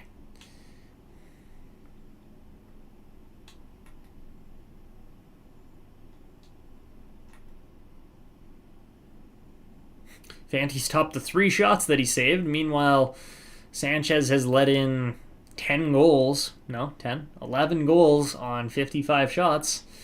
Okay, we can't actually, can we? We should be able to send the extra goalie up just as long as we scratch a player. Actually, does it work? Yes, it does. Okay, let's just do that. Why not? Screw it. Screw it. Fanti's coming up for good luck. All right, into game 3 now. And in game 2 of the minors, we still win the game 4-3. Swanson's got 3 points in 2 games. And okay. Into Detroit now, into the Motor Den, and first period, it's a 1-0 lead. All right, that's better. All right, second period, still 1-0. Jesus Christ, hold a lead, please, please. I am realizing I left Sanchez in net by accident, but come on, boys, just hold a lead. Hold the lead. Come on. Okay, we took it back. We took it back. That's better. Ethan Belchet's coming in clutch when we really seriously need it. Backs up against the wall after. Oh my god. Are you serious? We gave up the game with 38 seconds left and we're headed to overtime now? We outshot them 52-30. Come on. You gotta beat these goalies. It's Noah Valley. It's Noah Valley. You have to score on him. Oh my god, we're down 3-0.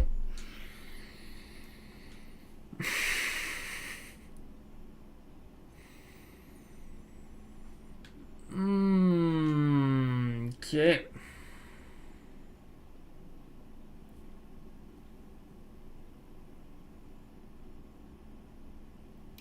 Yeah, it's Fanty's crease. It's Fanty's crease. I'm sorry. It has to be. I mean, it could be Delmore's crease too, because I didn't actually play Delmore yet. I can't believe we lost that game. And Pentakainen's down with an injury. Great. Okay. Holy jeez, that was possibly the worst performance I have ever seen from our team. Like, how do you blow that lead? You're literally, like, there's seconds left. Play defense. Swarm the crease. Do what the Canucks did. Like, literally, it's not even that hard. Yeah, we're benching Sanchez. You know what? We're going to try the fringe starter because I know fringe starters have really good luck in this game.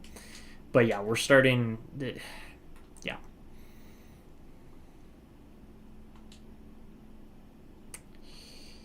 What playoff stats are we looking at? That was with Halifax. Also, what... Hold on. What is... oh, no. That makes more sense. I was looking at his stats. I'm like, wait, where are all the other stats? He's only been in the playoffs 3 times. So...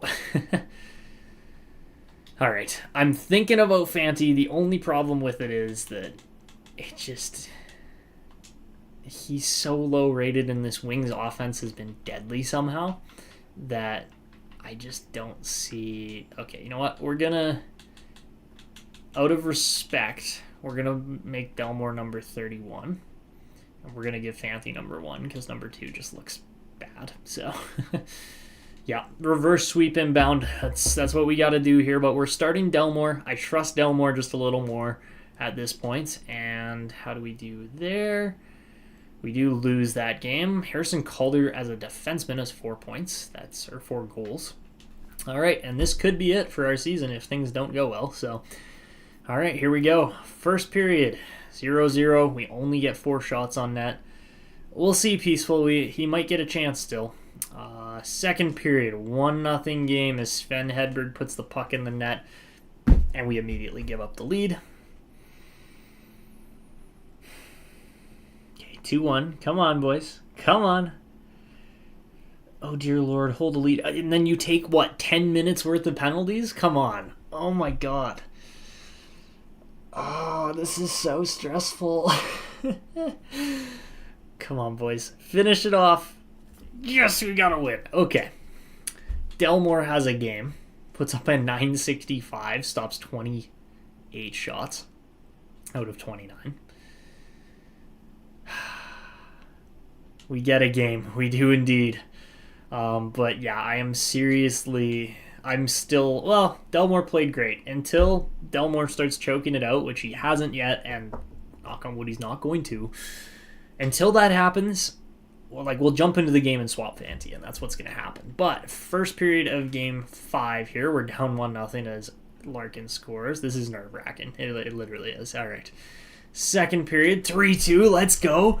Hedberg gets 2 goals. Kopecky scores once, but Healy gets us up in front. And as we head into the third of Game 5, let's go, boys. Come on. It's a tie game. Oh, my God. Oh. Come on, boys. You got to get one back.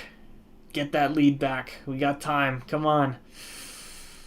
I don't like how this is going. No. Oh, and it stops with 12 seconds left. Okay, we're jumping in here. It's 3-3. This could be... Fanty's presence has legitimately helped, I have to say. We're only wearing the alternates if we make the cup finals, okay? That's the only way I'm putting that jersey on. We got to use the coach here, though. And let me just make sure that we're on the right camera angle and everything. We should be. Broadcast. Okay, perfect.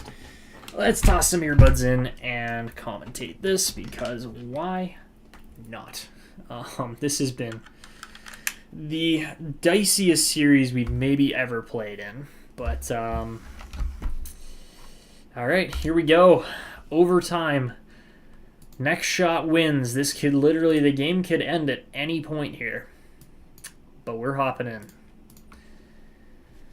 Oh, God, here we go. Game 5. And the Growlers have the puck. Belchets beats his man out wide right into the slot. Great chance there for Misa. He had an opportunity. Oh, Misa hits the post. Oh, my God. Are you serious right now? And we get the puck back over to Hedberg. I keep saying Svedberg instead of Hedberg. But man, oh man, what a shift there. Oh, there were chances galore. We hit the post. Are you serious? Oh, my God. Okay, so as we continue on here, we've got offensive zone pressure, and we're going to win the draw. All the way back to Hedberg, and he scores! Let's go! Sven Hedberg would not be denied, and the Growlers stay alive for another day. Whew. Nerve-wracking. Absolutely nerve-wracking. What a game. Svenberg. Game 6, baby. We've guaranteed one more game for sure. Maybe 2. But man, oh man. What a shot. That's a set play off the draw. You know we can pull that off. And that's a Hedberg hat trick as well. Let's go. That could not have come up any more clutch. Hedberg, 5 goals in 5 games in this series. He is the playoff performer, man. I have never seen a guy that we've drafted so late in the series come up so clutch. Oh my goodness. I apologize for just screaming at you guys, but that was I think that was a scream-worthy moment there. My goodness. Meanwhile, Tuzolino's sitting on the 4th line just doing absolutely nothing. Not really surprising, but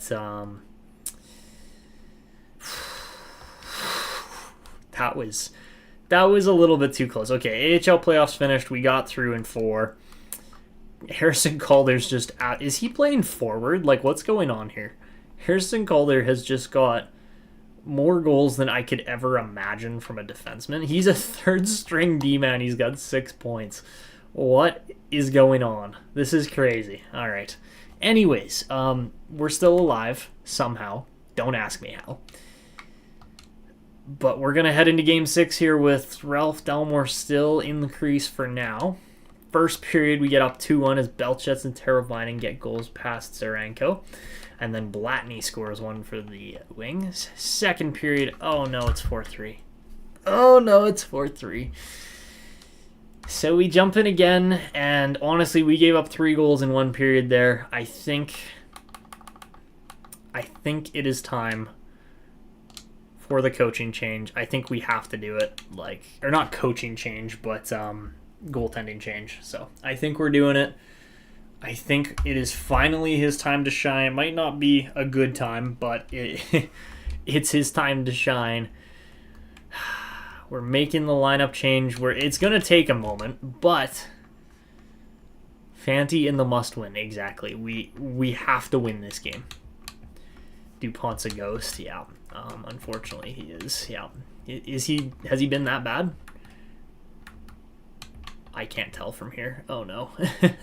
Okay, well, we're going to hope that DuPont hasn't been a complete ghost. He hasn't been great, but... oh, man, come on, boys. We're better than this team. We know what we can do. Let's get to it. All right, so off the draw, they're going to get the puck, and we're going to have to play some defense. Good hit by Holloway, but... Oh, he gets the puck back. Oh, my God. Oh, my God. Okay, pressure, boys. Pressure. There we go. Good play, Misa. Holloway gets the puck free. Don't throw it right back into the middle. My God, Holloway. What was that? That was such a bad play. He literally did not need to make that drop pass. He should have just kept skating it. All right, now Detroit shot through traffic's blocked. Hedberg goes back and gets bumped off the puck. Not good. Not good. Oh, God. Casper just... And and my face cam's going off because that was obviously bad luck. It's 5-2. That was, or sorry, 5-3? Yeah, 5-3. All right, we got a 2-goal hole to climb out of, and our first pairing is going to be getting very minimal ice time based on that play. DuPont's got 8 points. He hasn't been a ghost, but we need something here. We need somebody to get a spark moving, get something going here. All right, so now the Red Wings come flying in again. Veleno, again, we've got a new goalie in net, so they're going to be testing him. But, okay, what are we doing? Come on. Stop turning the puck over right in front of the net. That is literally the worst possible play you can make. Good stick, Zykov, and we're out on the break. All right, Vasilyev coming down the wall now. Centering pass, picked off, good shot there. Oh, kicked out again. Come on, you got to put that puck in the net, Vasilyev. Good try. All right, I like the effort from the second line. That was better, apart from the Levshunov turnover. I don't know what our defense is doing, but they're literally trying to break the puck out right up the middle, and it is possibly the worst play I've ever seen. All right, well, as we continue on here, face-off is going to go to the Wings. Yeah, all right, Veleno gets the puck, and he takes off with it. Now Veleno trying to get past. Caswell poked off. Levshunov, good play to clear it out wide, and he throws it right up the middle again. Are you freaking kidding me? And how did that stay out? Are you serious? I could have sworn that was in the net. Oh my god. Ryan Fanti just got away with one. That was insane. Stop passing the puck up the middle. Dear Lord. Like, what else do I need to say? Wings and out. Wings and out. That's it. Or skate it. That's great. That's better. That's better. We got the puck out at least. All right, now good hit by Misa. Morita going to get pinned up here, and he kicks the puck back to Holloway. Holloway now going behind the net, looking for a pass. Send it. There you go. Ooh, there we go. Oh, Hedberg was almost in clean on a breakaway. That would have been a very nice play. All right, so it's a 5-3 game. Should be 6-3. Fanti didn't save that. It got behind him, but it hit the post.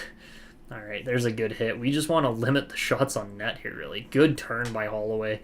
Up to DuPont. Landed DuPont, sends Hedberg up the middel. Sven Hedberg gets by 2 guys, rips the shot, and almost got the rebound, but Seider did a good box out there. Now Glass cutting back. Oh my god. Belchet's absolutely levels his man. Oh, good chance in front, but good stick by Holloway. And now Hedberg up to Misa. Misa cooking through, and he tried to deke instead of just beating Seider out wide. That made no sense. He literally just could have cut in with speed, and he would have been fine. I love how all the playmakers just make this stupid, like, skill play. Whenever they're in open ice, they do, like, the deke through the legs kind of thing instead of making a better play. Oh boy, we're 3 deep here. Okay, so now Larkin cutting back with speed. He tries to cut in. Good stick by Holloway yet again. Now Misa sends Sweat. Cody Sweat going for a skate. Into Tuzolino over to Holloway. Holloway looking for a play. Into the slot. Tuzolino, great save. Oh, it kicks out and the rebound stays out somehow. Now DuPont back to Timonen. Timonen back to DuPont over to Holloway. Back to DuPont. He walks in and rips it. It redirects wide. Good stick there. Now Timonen gets the puck back. He's getting bounced around. Now he gets the puck back and makes a good play with the body. Now Blatney poked off, but Kapanen gets around his guy. He goes for the dump play. DuPont picks it up. Landon DuPont looking for the breakout. Finds, I can't even read the name tag, Timonen there. Now Kopecky, good turnover. Kopecky poked away by DuPont. Vasilyev looks up the wall. Vasilyev trying to find a pass. He doesn't get it. Now he sends it across, and we'll get the puck back. We got to go full attack here. Let's go. All guys forward. We got 8 minutes left to get 2 goals. Good stick by Holloway, but he got free. Oh, this is a breakaway chance. Kopecky's in. He fires. Good save, Fanti. Really good blocker save there against Detroit's top player. Now Tuzolino with the strip. He's gone. Wade Tuzolino in on the breakaway. He passes. What are you doing? Shoot the puck. Oh, my God. Fanti made a great save, but then Tuzolino botched it. Oh, Hughes in the slot. That's a heck of a save from Fanti.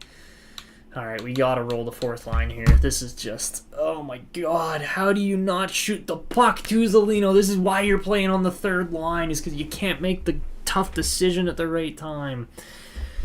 Oh my God. This is not looking good for the Growlers. We need 2 goals in quick succession here. And, oh, good glove save, Fanti. Through traffic, he gets the glove on it. I believe that was on Caswell. Yeah, not Danielson. Danielson wears 29 as well. But, holy moly. Off the draw here. Puck's going to kick back, and the Growlers going to get possession. Levshinov probably going to throw it right up the middle again. And he does just that. Go figure. Now, Massey gets through two guys, but fortunately, there was a stick there from Zykov to break it up. Now, good defense there. Skate with it. There you go. Houston down the wing. Can't even get it past the defender's stick. That's actually pretty pathetic. Now, Massey hammers the shot, but a good save, Fanti. Back in front. Good defense, and Houston tries to get this one out. He can't, and now the pressure's on. Clark Caswell into the slot. Good stick, Houston. That's exactly the play we needed. And they're going to have to cut back, and we kill the pressure there. Beautiful. Oh, bad change. Really bad change, and that's a great save. Oh my god, Kopecky just got robbed. Now Misa goes the other way. That's got to be a boost. Come on, centering pass. Didn't quite get there. Somebody's got to go short post. Well, Misa, good pin up. There we go. We should get the puck back. Now Hedberg over to Hedberg again into DuPont. He tries to shoot it. Doesn't shoot the puck in time, though. You got to shoot the puck quicker. Simple as that. Now Holloway into Raymond. Great save, Fancy. Oh my goodness. He just took one away there. Oh my god.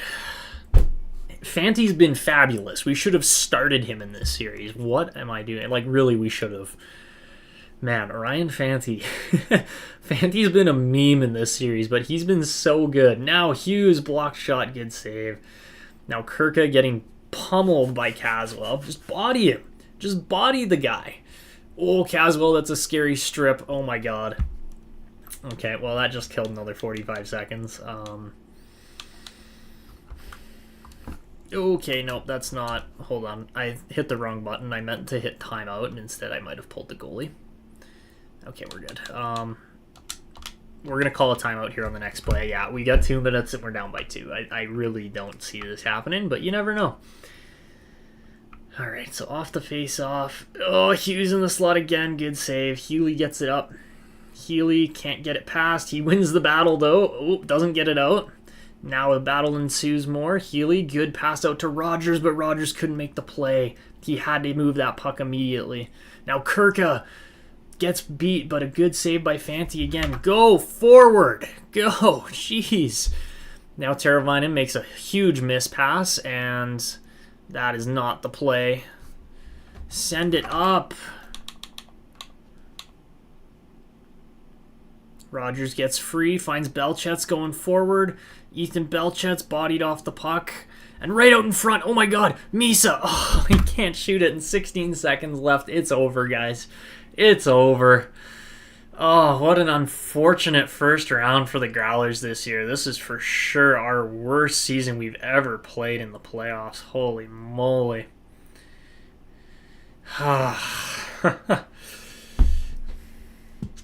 3, maybe.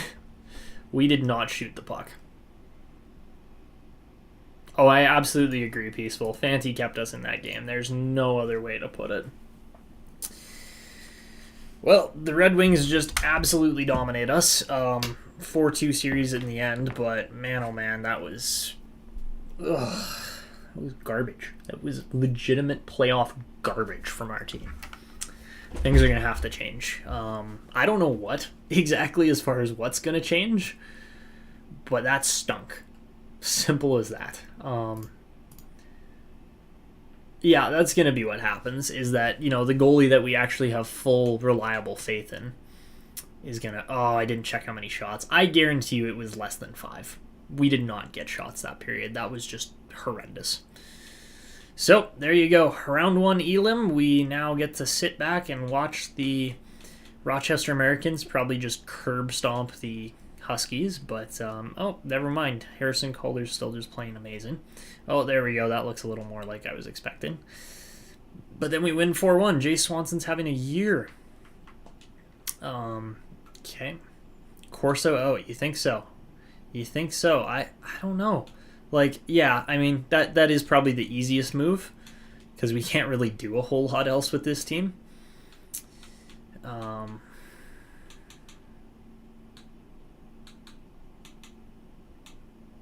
But yeah, Caden Sanchez was not good enough. Like an 864 across 3 games? Come on. Come on. Meanwhile, what was Fanti's save percentage?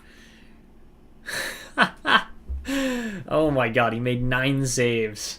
9 saves. Stopped all of them. And don't get me wrong, Delmore was great. 904 was more than good enough in the 2 games. We should have kept him in, unfortunately, but he got a shutout. Yeah, he did. He absolutely got a shutout in that game. But,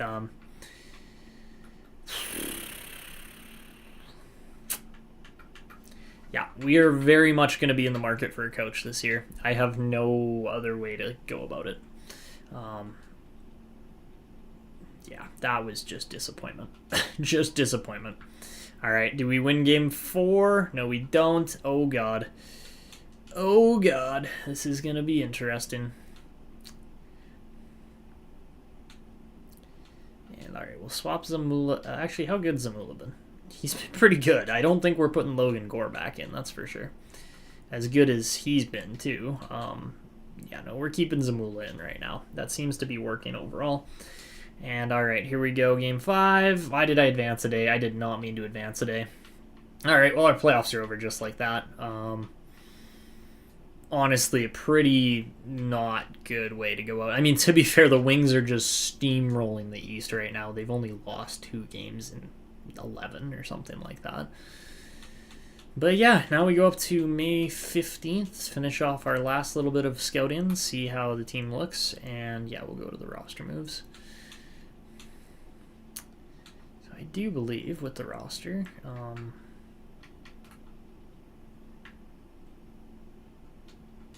scratch Arvidsson, why not?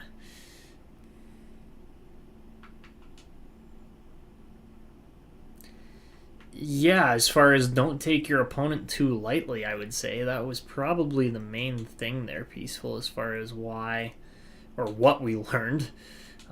In all rounds, like obviously this Halifax team has had better experience than the NHL side, but yeah, yikes. Like, I got nothing else to say. Yeah, loser's experience. That's exactly how it's been. Yeah.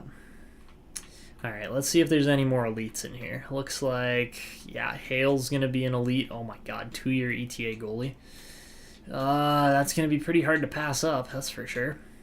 Another elite goalie, another elite goalie. Oh my god, there's so many. Yeah, what's the solution here, guys? What do you think? Like, firing the coach is for sure the easiest way to go about it. But Corso's been good. Like, our forwards are growing. Our forwards have been good. I haven't really had any issues with how Corso has been. It's kind of been like the goaltending has been the main thing. Maybe we got to get a better goalie coach or something. Like, that's the only other thing I can think right now as far as solutions for our disgracefulness. Like, that's really it. Like, all right, so we're up to the next scouting date.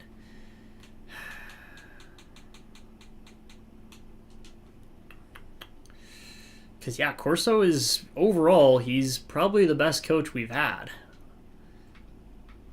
Like, it's kind of hard to get a better coach than that. 68% system fit is good. It's not the best out there, but it's good. But we also don't have $8 million to hire a new coach with. Like, yeah, as good as a system fit like Trevor Bradford would be, I don't think we can afford that. You guys remember Ludeman? We had him as our coach for a little while, didn't we? Yeah, we did. Yeah, I think it's got to be a goalie coach for sure. That's going to be one of the first things we actually do is go get a goalie coach.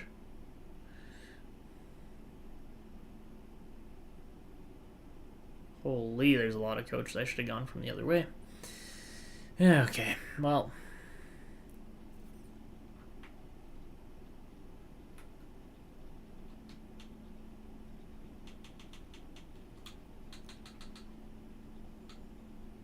You know what?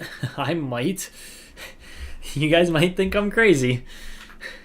But we're going to do something here that you have not seen before. We're going to go hire a goalie coach, an AHL head coach as our goalie coach. This is for sure one of the wildest things I've done.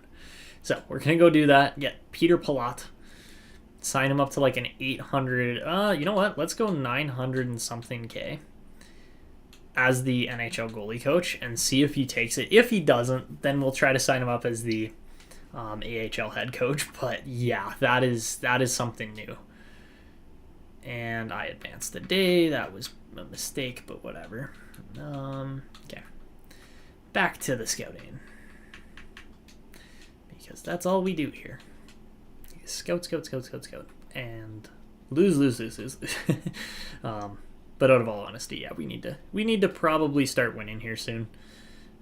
I really did not like the first round exit. That needed to be a lot better than it was. And yeah, I got nothing as far as how we're going to solve this right now. I'm thinking things up. Obviously, the goalie coach is the big thing. But if you guys have additional solutions, send them my way, please.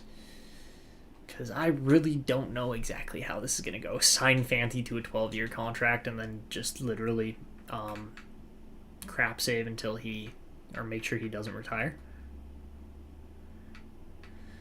Yeah, it's true, Real Divinity. We will get past it. It's just, it's a rough climb, that's for sure. And I left a bad taste in my mouth losing to the Wings that easily. Like, it should have been more of a fight than that, and there was no fight in the third period. So that was the part that annoyed me the most. I was like, well, I know our team's better than this. I've built this team better than this.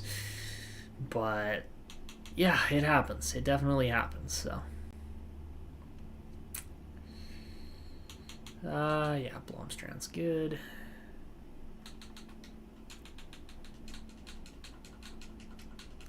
Well, yeah, I mean, I would hope so. Otherwise, you probably wouldn't be watching still, right, Real Divinity? If Fanti retires and becomes coach, we're hiring him immediately. He's becoming whatever coach we want. I doubt he'll become a coach since he's just low rated, but you never know. You never know. Time for a fourth line full of rookies. Yeah, that's actually a pretty good suggestion, too. Yep, that is definitely something we will look into. We're going to sign this, or not sign, but draft that Malmstrom guy more than likely. Hey, we get some pretty good scouting there from Liga and SHL. I'm actually happy with that. This Chirnik guy is going to be hilarious wherever he goes. He's going to be such a meme. Not as big a meme as Ryan Fanti, because Ryan Fanti has just been the GOAT of this series so far. Like, better than everybody else, which is hilarious. It's kind of like, who's the one guy? I don't know if you guys watch Data 782.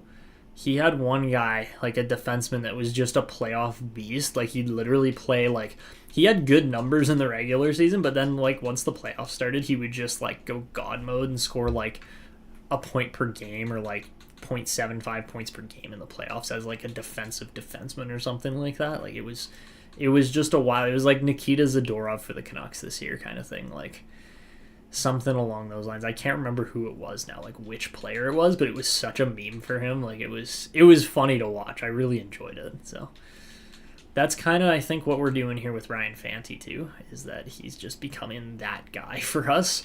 I mean, not just becoming, he has become that guy for us. That would be so funny to see the Leafs get the grinder. Edler. Let's see, what do we actually got for... The U.S. was kind of garbage this year, I gotta say. Like, normally it's better than that.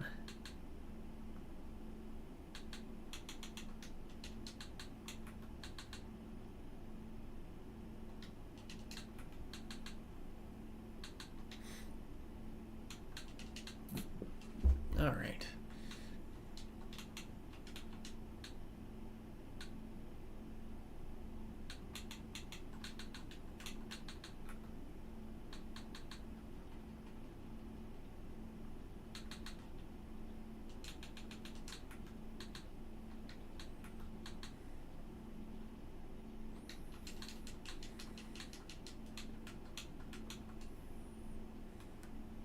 is not what I wanted to do.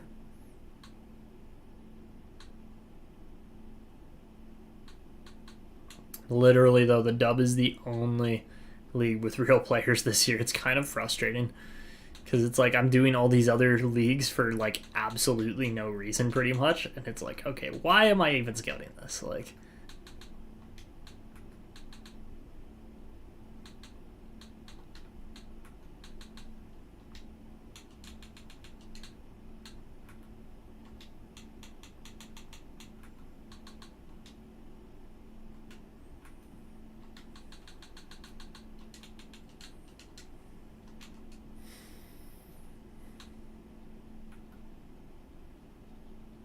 yeah, the US is usually better. I have to agree with that. Like, I don't know why it's so bad this year, but it is. Can't really explain it, if I'm being honest. Like, it just, I mean, no, I can't explain it. It's the low draft class. That's why. Is that normally it's better, but we have that low quality, low draft quality, low prospect quality. It's not odd. It's very predictable. Unfortunately, Peaceful, but yeah, usually it's such a weird year because the scouts like, oh, it's gonna be a great year, and we're sitting here like, no, it's not. What are you talking about? Like, oh man. Owen Sod probably could be a goalie pick. That's actually a guy I would be down to draft. There's not too many elite goalies where I'm like, oh, we need this guy. That's a guy we could very much have a need for. So yeah, we'll see once we get a little bit close to the draft, but the first round exit's going to make our pick end up in a very interesting spot, and I don't know exactly what's going to happen with it. So, all right, we'll go 260 onwards in the queue. That's interesting. Do we have an elite goalie? We have a few. We have a few elite goalies. Like Ludwig Modin is the high elite goalie coming up that's going to be really good. He's actually the best potential goalie in the entire league and system that exists in the NHL right now. So that is one thing to definitely keep track of because he's going to develop nicely here in the next year or so. But again, give it a little bit of time and then we'll go from there. But yeah, the queue isn't bad, but it's just there's not really a lot of potential there either. Like, and again, we're but we're scouting guys that are way back by the 300 mark, which is okay. It's not the worst thing ever, but I'm interested in the O because I think I saw a few good prospects from here. There's another one. Yeah, like Bo Hale could be the pick for the first round. I don't think we necessarily have any better option than that. Like, we could get a few different elite guys in here. It could be a good year. Could be. Will be and could be are two very different things, though, as well. Like, we're just going to have to wait and see. Graham Smith-Pelly's going to be good.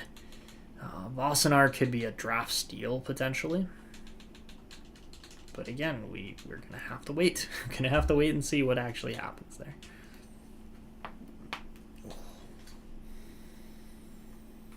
But yeah, Hale's a 2-year ETA as a goalie, so that might be the play as our first rounder. Do you guys think anything else? Like, we definitely have elite goalies, but Hale could just be an option because he looks good. Okay, hold on. Where is Comrie at exactly in this? I'm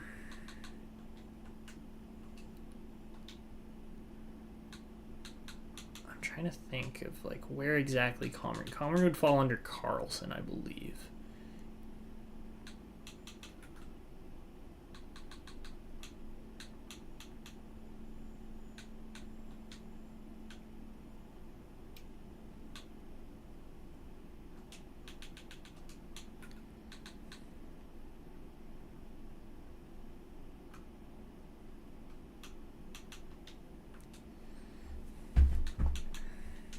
It's a mid, if not like really bad WHL class though here too. I have to say, like, normally there's slightly better players than this, but yeah, like again, we set the quality to low. It's not really surprising that it's like this, but it's just, it's just a, what's the word I'm looking for? it's like climbing through mud, essentially. Like, that's how I would describe scouting for this class. It's like, I know that it's gonna pay off eventually once you get out of it, but like, man, this actual scouting part is so tedious because you know most of these players. Hold on, that's a 1-year ETA goalie. Hold on a second. Camden Dowd might be very good. We are going to have to wait and see on that. That could be interesting.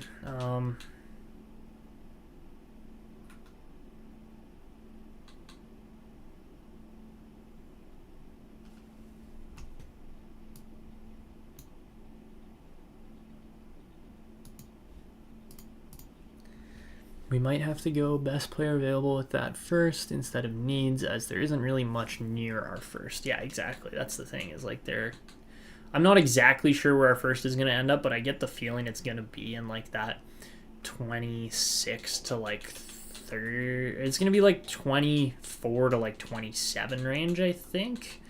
I might be wrong, but that's what I'm predicting, so we'll see. Oh my god, we're into July with that scouting. That's not good. Okay, we'll get those two guys done. And then we'll go Carlson here and go way down. But yeah, Dowd's going to be interesting. I don't know exactly what to think of him as far as how good or bad he's actually going to be. Get 2 more players scouted. That's freaking great, man. Come on. 23 to 26. All right, that's probably a good prediction. Yeah, I'm hoping we're like as low as 23. 23 would be very nice. I would be very happy with that. All right, so we'll get that last little bit of scouting done. Ugh, what a crapshoot, honestly. Did I just forget to scout a few in here? Like, what's going on? Or is there just nobody worth scouting? That might also be it.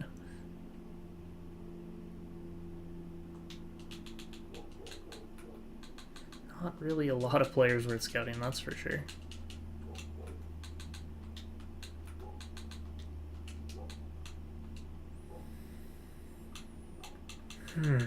Okay, alright, I think that was the...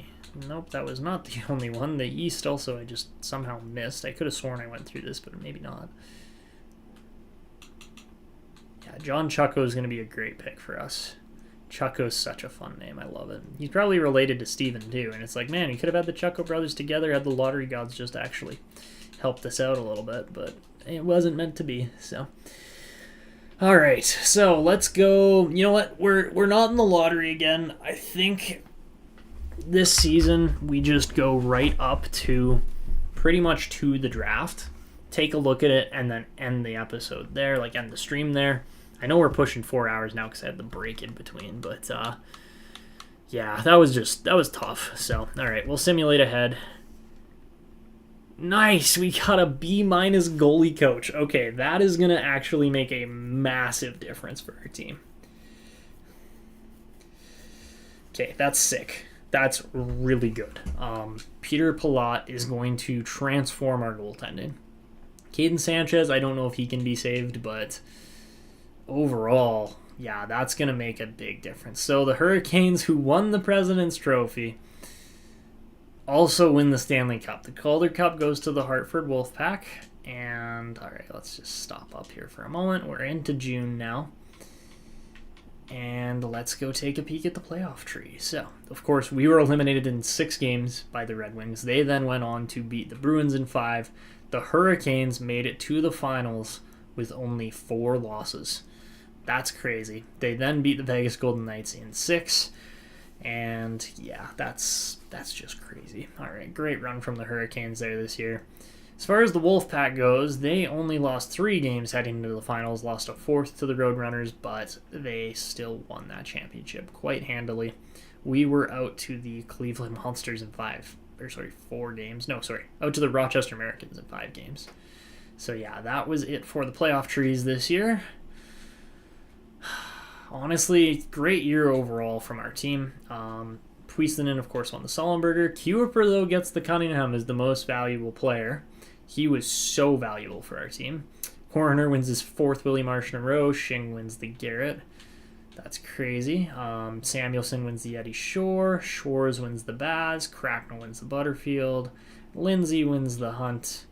Howard wins the Dupree. Tarasov wins the Half Holmes. And that was it for the AHL. For the NHL this year, Cole Eiserman gets his 2nd Art Rost. Luke Hughes wins the Hart. Interesting, as the most valuable player to their team. That's insane. Defenseman winning it. That's just crazy. Obviously, Luke Hughes... Actually, not obviously, but Luke Hughes wins the Norris over Cale Makar this year. That's crazy as well. Makar wins the Lady Byng.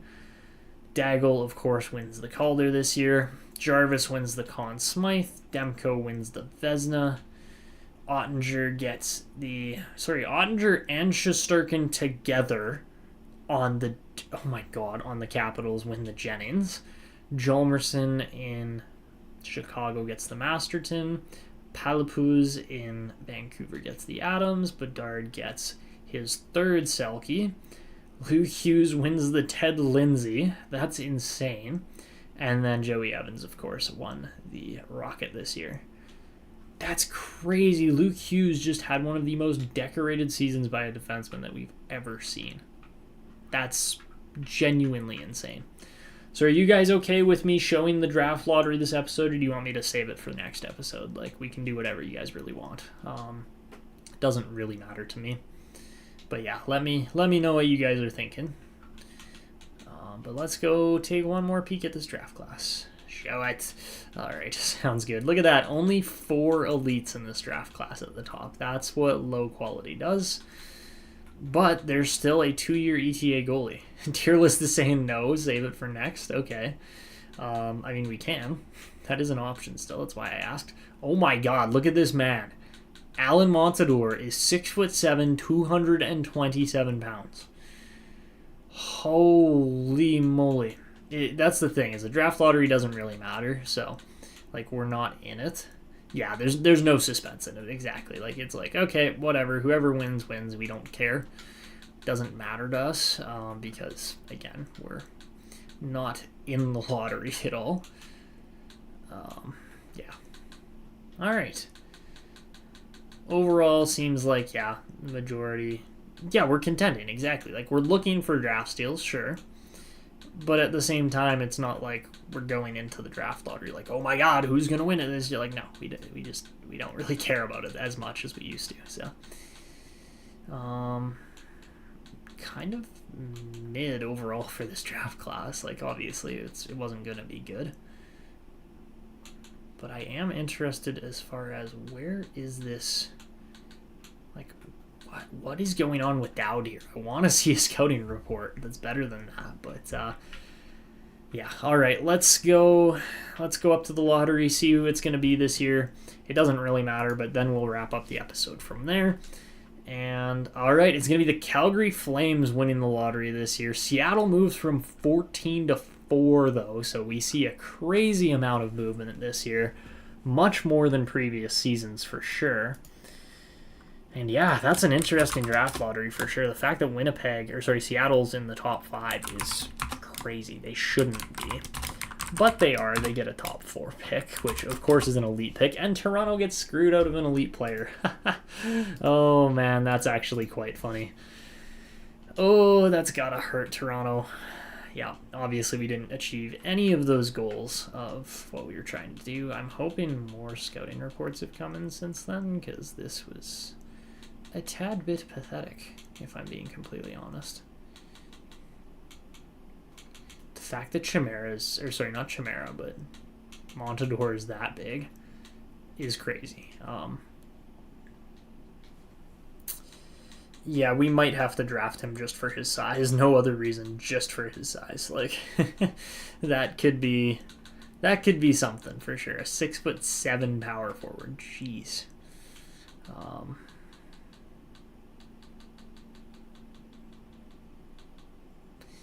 Alright. Meh. What do you guys think? Do we go for a 6'7" power forward? That could be something interesting.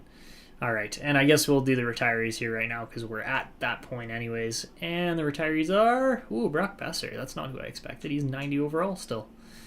All right, so Besser retires with 1 point shy of 1,300 points. He was over a point per game player in his career. Yeah, we're going to have to wait and see. And Braden Point calls it quits. Dylan Larkin was just playing on Detroit. Like, what? How bad were the Wings really? But yeah, that's your retiree class. Nothing overly insane. Let's go look at defensemen first, just to put you guys in a little more suspense for if Fanti actually called it or not. He's good enough to have not, but we'll see. And Chatfield and Nizov, I believe, were two guys that played for us for quite some time. Yeah, we had Chatfield for a couple of years, and then did we have Nizov? I thought we did. No, we didn't. Okay, I thought we did. All right. And for goalies, please, dear Lord. Please, dear Lord. All right. I think we have survived a Fanti retiree here. Stuart Skinner, Thatcher Demko, Andrei Vasilevsky, big name retirees. Vasilevsky probably could have kept going had he wanted to. But yeah, interesting retiree class there. So yeah, there it is. Let's just double check. Actually, the only thing... No, Fanti definitely played NHL games. They don't show if they haven't played NHL games. That's the only problem. So he wants a cup. Yeah, as he should. This team is a lot closer than it probably looks like right now. Most goals was Besser. Not really surprising there. He's a sharpshooter. Most assists was Braden Point. All right. Well, there you have it. So that is it for this episode and live stream. In the next one, Corso calls it quits anyways. Ooh, there's a fun one. Oh boy. We are gonna be in the coaching gauntlet during this offseason. Shoot. That's all I gotta say is shoot. Money lottery, yeah. Also, yeah, we didn't even have to fire Corso. He just absolutely called it quits. But yeah, that was wow. Okay, that is where we're gonna end this one off, on a retiring note from our coach of all things. But that is it. We could get a better coach potentially. So we'll have to wait and see. It's going to be an interesting draft coming up again. We have no idea how it's going to play out, apart from the fact that, maybe we grab a 2-year ETA goalie. Maybe I don't even know what else is available, really. Like, it's going to be a crapshoot overall. But, with our pick, we probably could grab Hag. That might be the best idea. We'll see. Looks like our pick's going to be in that 25-ish range. So while, a Colby Crane or maybe a... like Andy Brennan could be decent picks. I don't think we'd be missing necessarily by taking a guy like Bo Hale as well. Yes, we have goalies already, but you can never have too many good goalies is always my motto. So yeah, we'll see how it plays out. It should be a fun draft coming up. But that is where we're going to wrap this stream up and this video up. So thank you guys all for watching. I appreciate you all for being here. AI is trying to throw our first round pick on the block at this point, which is hilarious to watch. Ooh, Zaikov's 88 rated. That's pretty good. But yeah, it should be a fun one in the next live stream. That one will be on Thursday, so make sure you don't miss that one, because there's going to be some crazy stuff happening in that live stream in that episode. But yeah, that is it for me. I hope you guys enjoyed. This is Etanius signing out, and until next time.